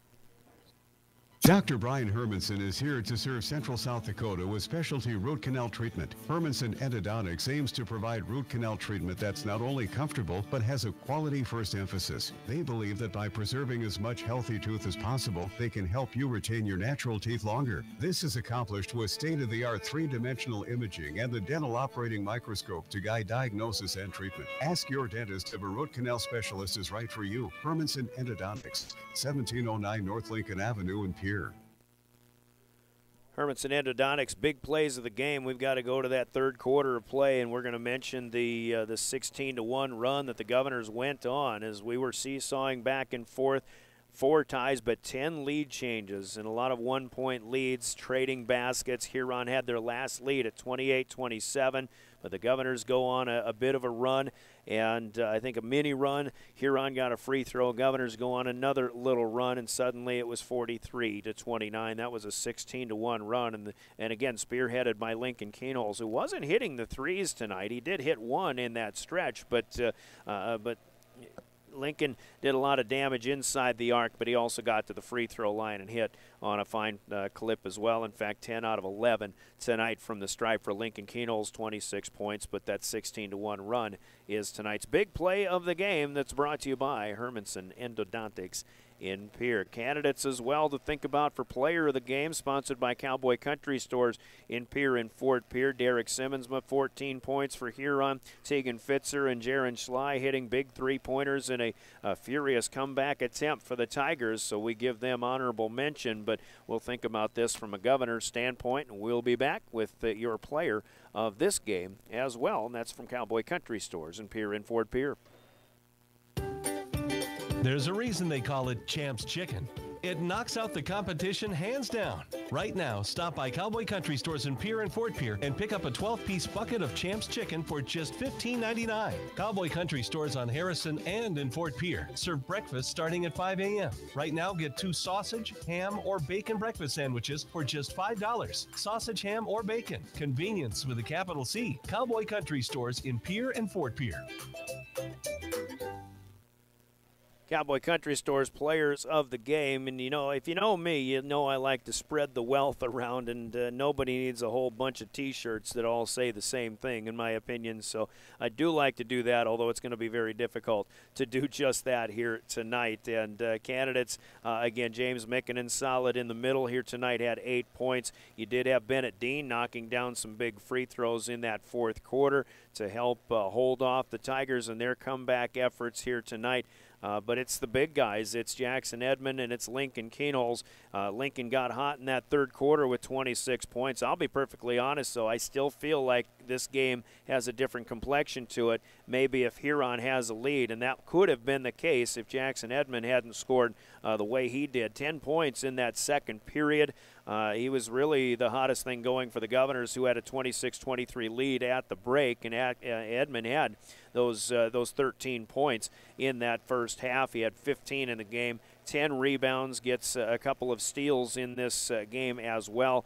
Another good all-around game when the Governors needed one from the 6'5" sophomore Jackson Edmond, tonight's player of the game. That's sponsored by Cowboy Country Stores in Pierre and Fort Pierre. We'll get him a T-shirt noting his accomplishments from Cowboy Country Stores and River 92.7 Sports. But, of course, the Governors get the victory here tonight, 64-52 over the Tigers. Tigers welcome in that hot shooting Brandon Valley team here at the arena on Thursday. They've got a game also at home next week against the Brookings Bobcats, which could be a big game. They probably will need that game if they want to make the Sodak 16, the final 16 in that postseason as well. As for the Governors, we are talking about it, the doubleheader with Winter coming up. The girls slated to start at about, games on the Activities Association site say 4 o'clock. That's when kind of festivities will begin, but I think it's a 5 or 5:30 start time. David Burrow will have more details on that in the sportscast coming up. David will actually call both of those games on Friday from Riggs High Gym here on River 92.7. I'll be in Mitchell covering Governor Wrestling as they take on Harrisburg and Mitchell. Key duels to close out the regular season. Those will be on KGFX as we'll start at 4:30 on KGFX AM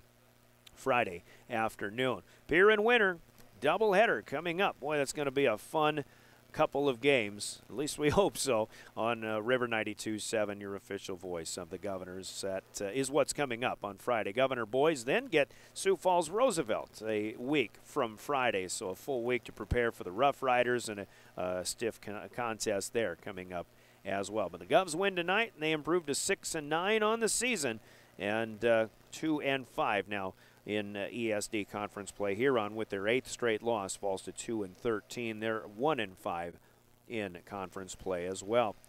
Don't forget, on your way to and from South Dakota High School sports, South Dakota Office of Highway Safety reminds us all to slow down, stay alert, and don't veer for deer. And buckle up every trip, every time to South Dakota's Office of Highway Safety. Live stream is available on demand, live streaming on drgnews.com and the River 92.7 page, brought to you by Bauman Lumber and Wagner Auto. You can also see the on-demand stream of this basketball game on your all-new DRG News app, downloadable from the App Store or from Google Play for your iPhone or Android. That's brought to you by Golden Buffalo in Pierre. Thanks to our sponsors for always sponsoring Governor basketball, including your Pierre Sports Marketing partners. And thanks also to Athletic Director Terry Rodert for always welcoming us here to the Huron Arena whenever we come here. This is the 4th time we've actually been to the arena this school year, but always a good place to come and watch some good basketball as well. Govs win tonight. Thanks to Rob Whitebird in studio for running the show. I'm Brian Oakland. Enjoy the rest of this Tuesday. Your final score on the Gales Gas Service scoreboard: Pierre 64 and the Huron Tigers 52. Brian Oakland, DRG Media Group. Have a good evening, everybody.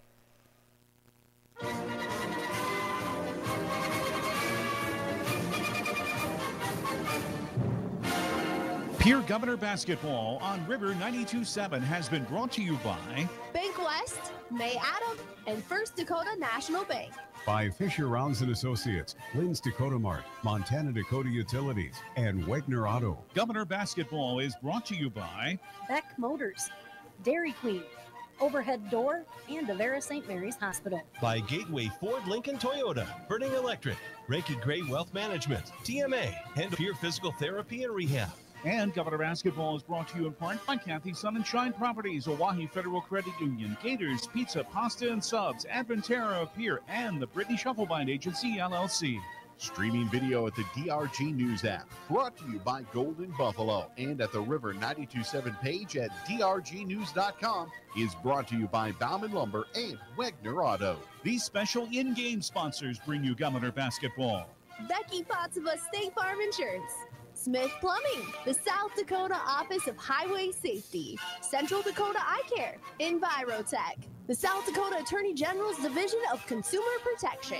Comtech, Coca-Cola Bottling, Leiden and Associates, Ameriprise Financial, Hermanson Endodontics, Cowboy Country Stores, and Gales Gas Service. The preceding has been a presentation of the official voice of the Pierre Governors, DRG Media Group Sports.